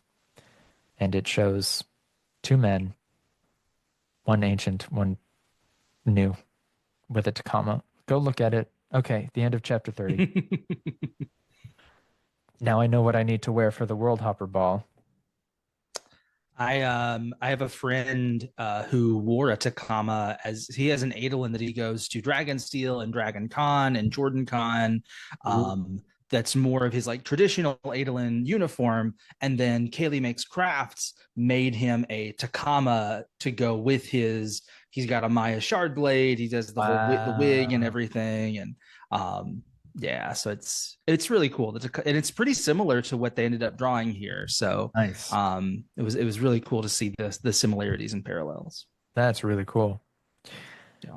These chapters. Gosh, foreshadowing the chapter, right? Yep. Yep. Yep. Man. So I think this is something everybody wanted. At least everybody who cares wanted. So that's nice. I like this. This is nice. I think anybody who was closely reading, like ever since you have the moment in Oathbringer where Renarin is seeing visions, you're like, okay, I need to see this. I need to see what his next sequence of visions is. Yeah. So I can start theorizing and thinking and wondering. Yes. Yeah. And then we get very strong confirmation that Renarin and Rlain, well, at least Renarin has feelings for Rlain. Yeah. Rlain, it wasn't explicit there, but it seems something's going on. Mm-hmm. Future Alex here. I forgot to mention a really cool thing that happened in these chapters. The Drehi Spren is named Tala. And my wife's name is Tala. And the only difference is that my wife's name has an H before the 2 L's, and this one didn't. So this is my theory, and nobody's here listening. CJ and Griff are gone for the night. But my theory is that Sanderson somehow saw my wife's name from when we entered that one contest for the Tuckerization. He was like, "Yeah, I'm gonna take that, and I'm just gonna take the H off, and boom, Tala." It's super cool. Okay, that was it. Enjoy the rest of the podcast. So there's always been this question of, when did Renarin bond Gliss? Yeah. And now I mean, it makes sense that it was before, or it was at least right when he started the writings on the wall. Mm-hmm. Yeah. Yeah, I agree. So that was pretty early. I mean, between how much time was between the Way of Kings and Words of Radiance? Wasn't it like, was it 2 months? 2 weeks? Yeah, I mean, you mean in between like end of Way of Kings and start Yeah. of Words of Radiance? Yeah. I think it's like almost instantaneous because we pick up with Kaladin like training people and forming Yeah. up Bridge 4. Like the first scene with Kaladin is him getting all the uniforms together. So Yeah. that's got to be almost the next day Yeah. after Words of Just a Radiance, couple of or after days, Way of Kings. But I think he mentioned something about it took time to get all their stuff out of the camp and then, but yeah. Anyways, Sure. it's probably right around there. I think, yeah, man, it'd be great to pinpoint exactly when he bonded Gliss, just because it's cool. Just because it's cool. Yeah. I'm gonna check the master spreadsheet, see if we have any any indication. Oh, sure. Yeah. I mean, it's one of those things we probably won't fully know until we get his flashbacks, right? Because then he'll actually have maybe some thoughts about it and things. But Yeah, potentially. It could also just be Sanderson will just briefly drop it in one sentence in Renarin's flashbacks. Flashback is so important somewhere else. Like it'll just be ever since I bonded Gliss that day, and it'll be like so specific we can go back to the first couple books. Yeah. But that's stained glass, man. It's really cool. I think it's really interesting that Rlain is commenting on it as a human way to view things. I never would have thought about it that way, but it's really interesting.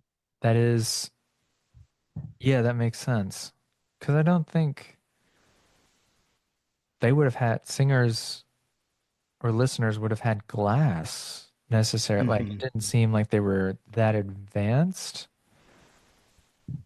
So then I don't know. Yeah. I'm curious to see if Rlain will get a vision without Renarin and it'll be something different. But what do you think Renarin sitting in Parshendi clothing means? Right? I have two theories. My first theory. Yeah, go ahead. No, you go ahead. You seemed excited. Okay, so it feels like he doesn't feel peace from it, right? So he feels peace from the vision of the people in Shinovar.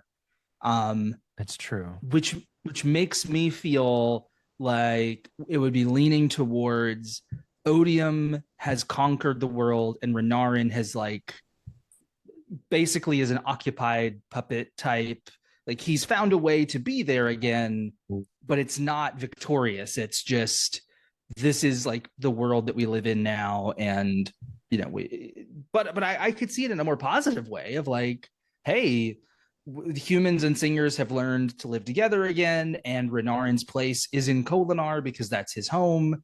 But I think that's what the singer apparel is designed to imply, right? That there's some kind of melding of society that's going on. That's what I'm that's what I'm thinking. One of the thoughts I was having.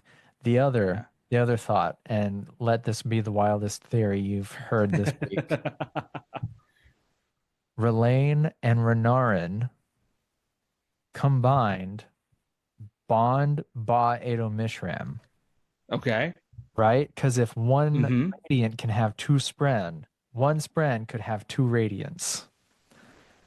And that's as far as the thought went. So and really trying to blend the societies together for those who are left, for those humans who didn't leave. Yeah. Yeah, I don't hate that idea at all. I like the idea that the Stormlight Archive has a lot of healing as a theme and a metaphor, right? So I think there's two ways it goes. One is that Baumann Mishram becomes the big evil, right? Odium leaves because Odium wants to leave. Odium doesn't want to be here. It's true. And so Odium gets to leave, and then the back half is us fighting with the primal forces of Roshar to be like, no, wait, like we want to all live on Roshar together. Let's figure out how to live as people here now that the gods have been cast out. I could see something like that happening. It feels very cyclical, right? Because there's a lot of emphasis, especially in this chapter, about how before honor and cultivation and odium, the singers were. This planet existed. It had a coexistence with the supernatural spren. Most likely, I mean, technically they say they don't know, but I feel like there's other places that imply the spren were around. Yeah. So I could see like an end to Roshar's story where it is a return to, hey, we've kicked the gods out, the shards are gone, and we can now just exist again together. I could see something like that. Yeah. I completely agree. That makes a lot of sense. Who do you think the Horn Eater and the Makabaki and the blue-skinned lady are? Well, the blue-skinned lady with a skirt has to be Syl, right? Like there's if it's not, what's going on? She was like 2 chapters ago. She was literally described. The only thing that makes it different is that it doesn't mention the violet stripe on her skirt or whatever. Yeah. But I mean, like the hair, the skin, the skirt, all of it is Syl description in this book to a T. So if I'm thinking about it, 9 heralds potentially. Horn Eater to me means red-haired, which means Shanarok. Makabaki means nail to me. And then if it's 9 heralds plus Syl plus Kaladin plus Zeth, that gets you 12. That would be sick. That would be that does get you. Yeah. There you go. Yeah. What are the chances that it's Rock? I love it. Man, I don't know what Rock's going to do in this book. I hope he has at minimum an interlude or something. It just feels weird that you would have the end of this era and not let us know where he's at. Yeah. I mean, since he's saving Horn Eater for when he wants to go back to Roshar writing wise. I know. Well, and he said that Horn Eater will be different than what he would have written originally as well. So it's like, will he go back? And because he doesn't often do that. It's very rare for him to like go back and write something to fill in a gap of time. Sure. He almost always is writing forward. Mistborn Secret History is one of the few examples that comes to mind. Sure. And even then, it's like it's not even really filling in a gap. It's like telling a completely different story. It's actually making the story make sense. Yeah. Yes. You were my friend. Wasn't that enough? Like, are you Rlain or are you Kelsier? Yep. Yes. What's going on? It was Kelsier. Oh. Some of the time, but not all the time. The good stuff was Kelsier. Yeah. The good stuff was Kelsier. Yeah. What a great moment. We should not skip past the fact that Renarin is painting Gundams in his room, and I'm just so happy for that. I'm very happy for that as a miniature painter myself. Yeah. A pile of shame is large. I liked that. And a good nod toward hey, Dalinar used to be a jerk. Kind of a jerk. And now it's better.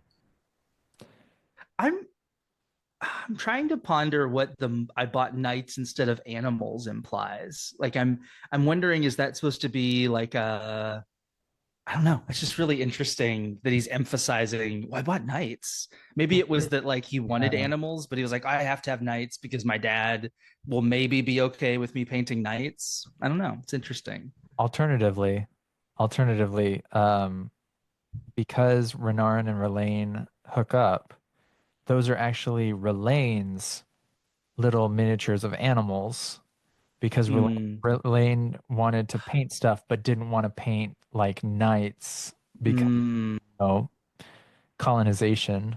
So, uh, could be. yeah. Yeah. I see what you're saying there.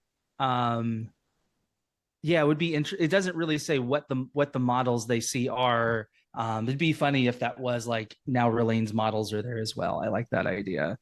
Yeah, I have very much enjoyed the little pieces of Renarin and his neurodivergent autistic little brain Yep. that have been peeking out in the Cosmere, and getting a full chapter with him where Sanderson, I think in probably the most tasteful way, in the most helpful way so far in the Cosmere, is just like, hey, this is a person who sees the world so differently than all the other characters, and like they all see the world differently from each other, but this person's seeing it differently, like because of the way their brain is wired.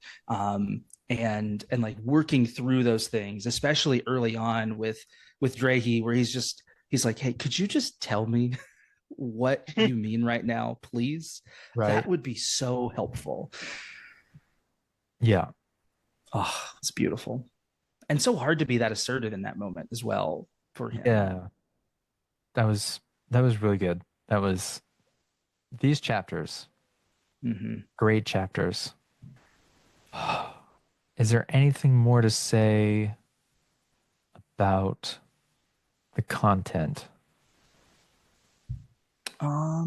I love that Toomey rhythms instead of speaking.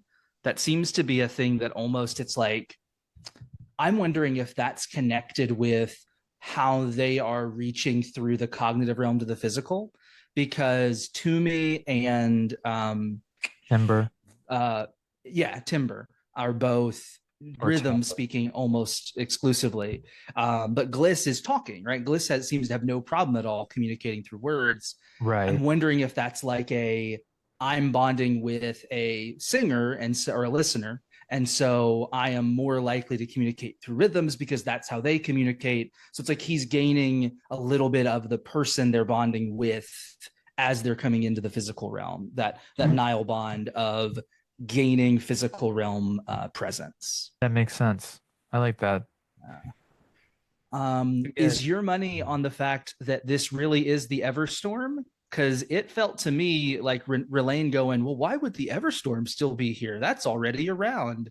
That felt like the kind of call out where we're going to come back in 500 pages and go, oh, that wasn't the Everstorm.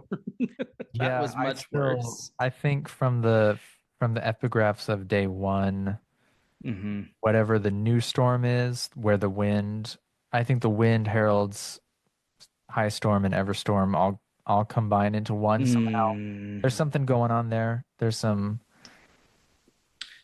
Yeah, some of the death rattles have me really worried that we're leaning towards like a permanent weeping where there is no light anymore and it's just a storm without investiture. that would be depressing Be awful. as crap. That would be I Yes. mean, I also think that would cause Roshar to be like flooded eventually, Mm, sure. Yeah. well, which yeah. Well, would come with its own difficulties. yeah. That would be sad. Very sad. Yeah. Yeah. Cool to comment And then though. I do really appreciate Rlain seeing Bada Mishram there at the end of the hallway. I kind of like the idea that she's been there the whole time and Oh, Renarin just super hasn't had creepy. eyes to see. Yeah, super freaking creepy. Ugh.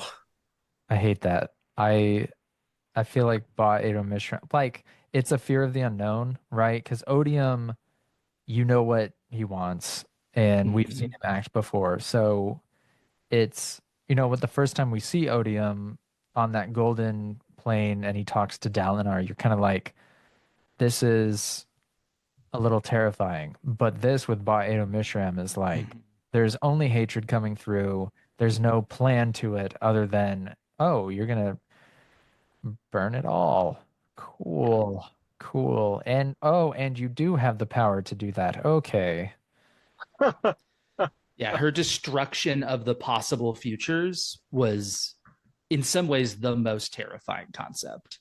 Oh, good point. Like That like was you don't even have a possibility anymore. The only possibility is burning cities, burning bodies, destruction. put that thing back where you found it. So help me. Yes.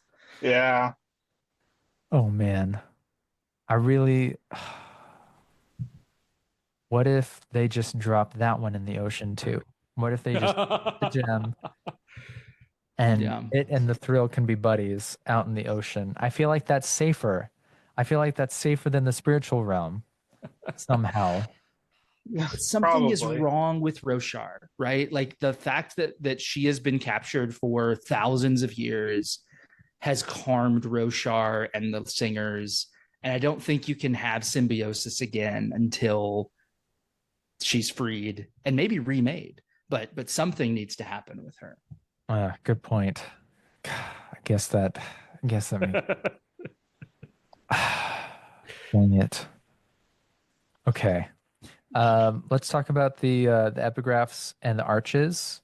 The arch for chapter 29 is Pelaya or no, I gotta go look it up. I thought I was gonna remember the names, but I'm lying. I don't remember the names. But what I do know is where I can find them.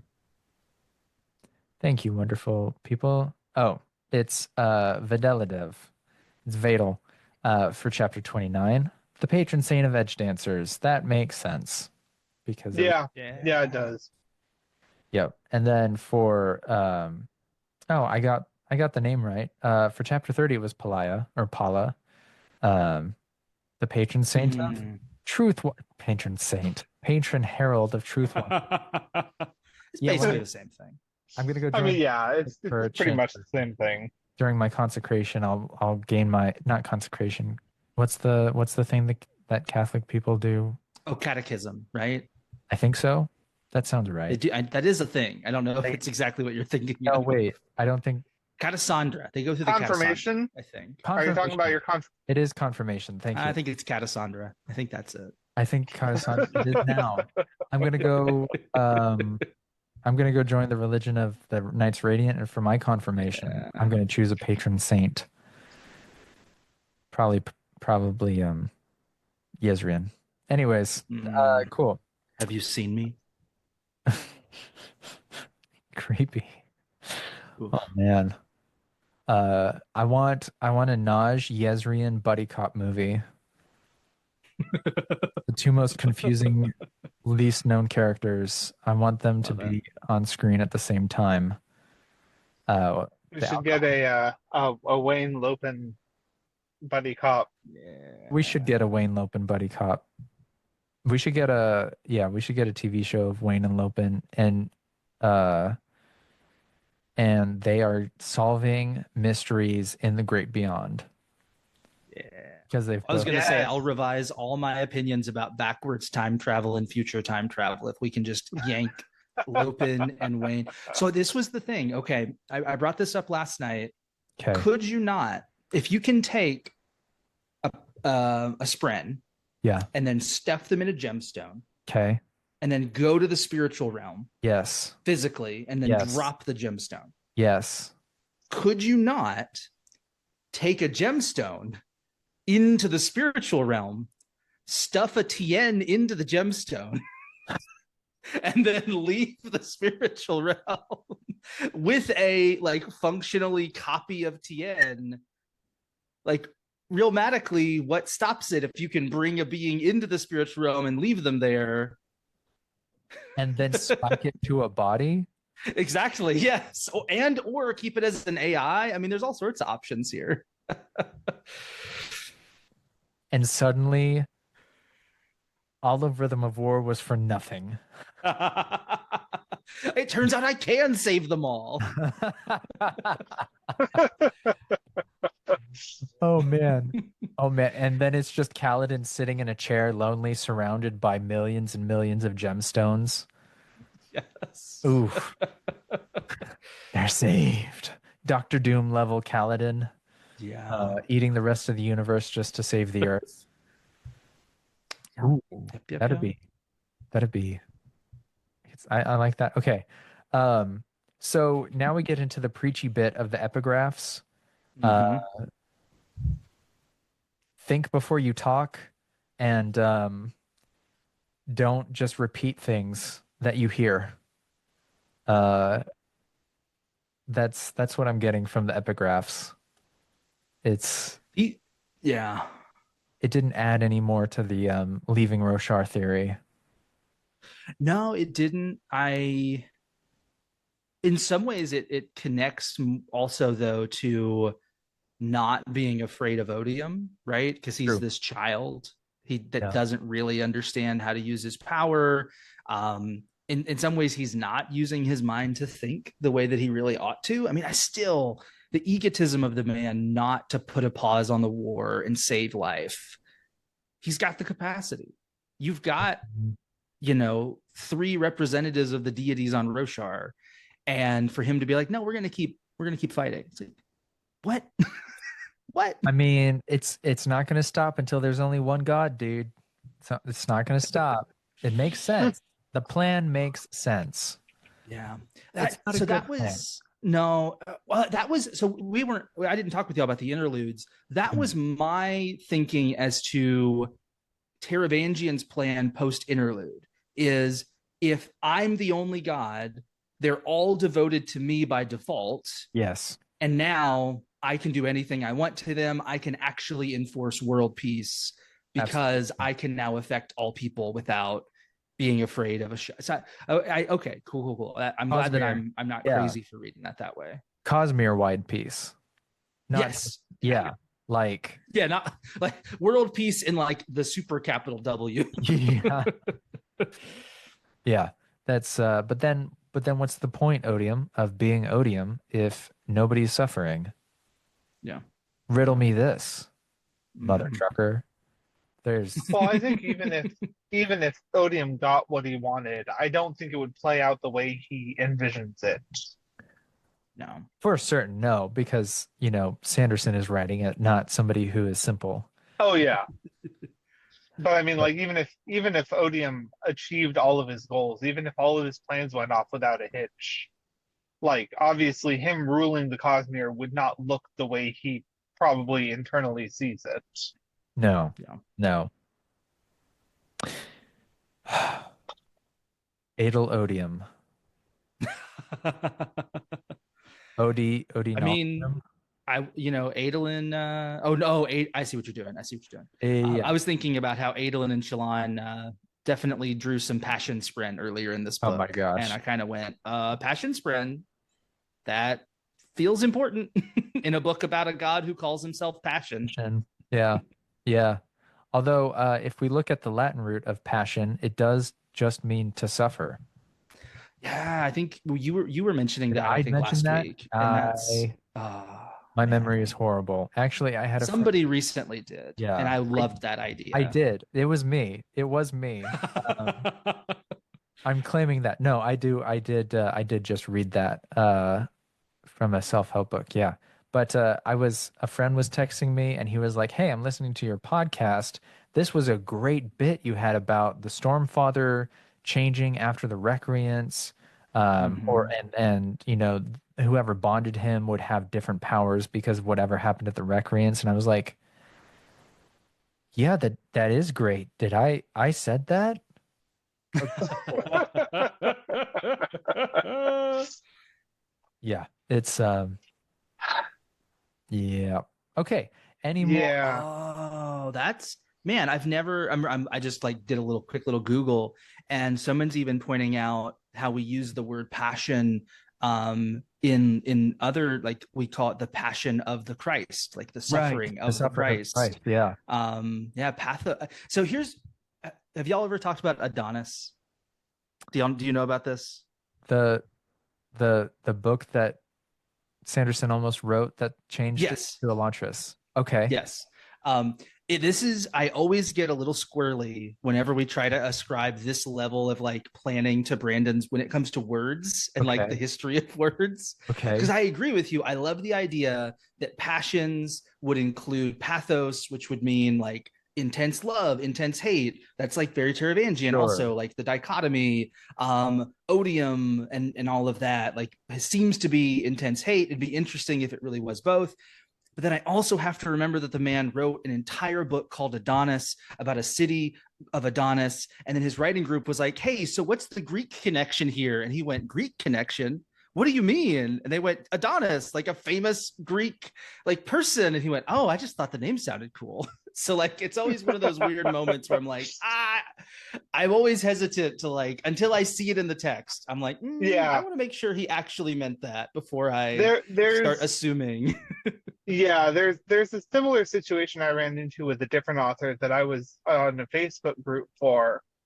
And I'm going to be a little vague here just to not call out anybody specifically, but I saw the fans attributing a level of planning to Mm, the books and some of the outcomes in the books or theorized outcomes in the books more than I felt the author deserved. No offense to the author at all. I don't feel like they were a poor author, but I feel like the fans were attributing a superhuman level of planning to them that wasn't necessarily warranted. And it always made me yeah. take a step back and be like, that's an interesting theory.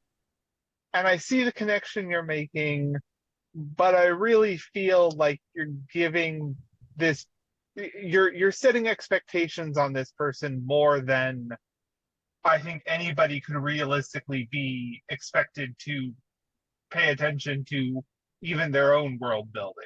So yeah, I'm kind of in the same camp where it's like sometimes you have to take a step back and rein in your own expectations. Yes.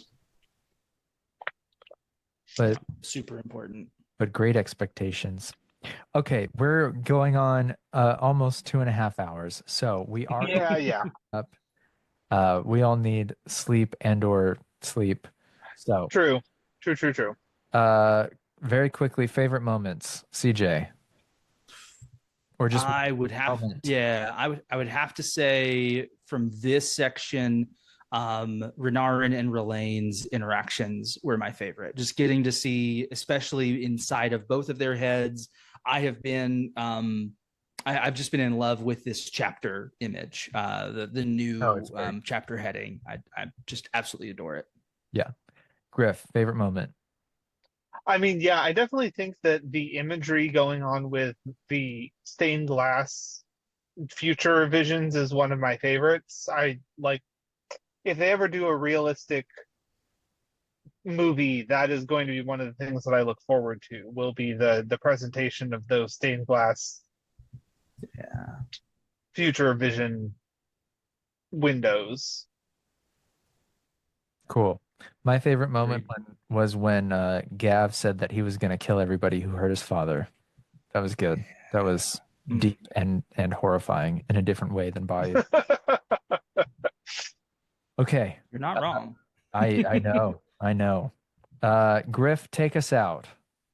All right, until next time, don't panic, world hoppers. Life before death, strength before weakness. Rhythms before awkward words. I believe those are called awkwards. Awkward words.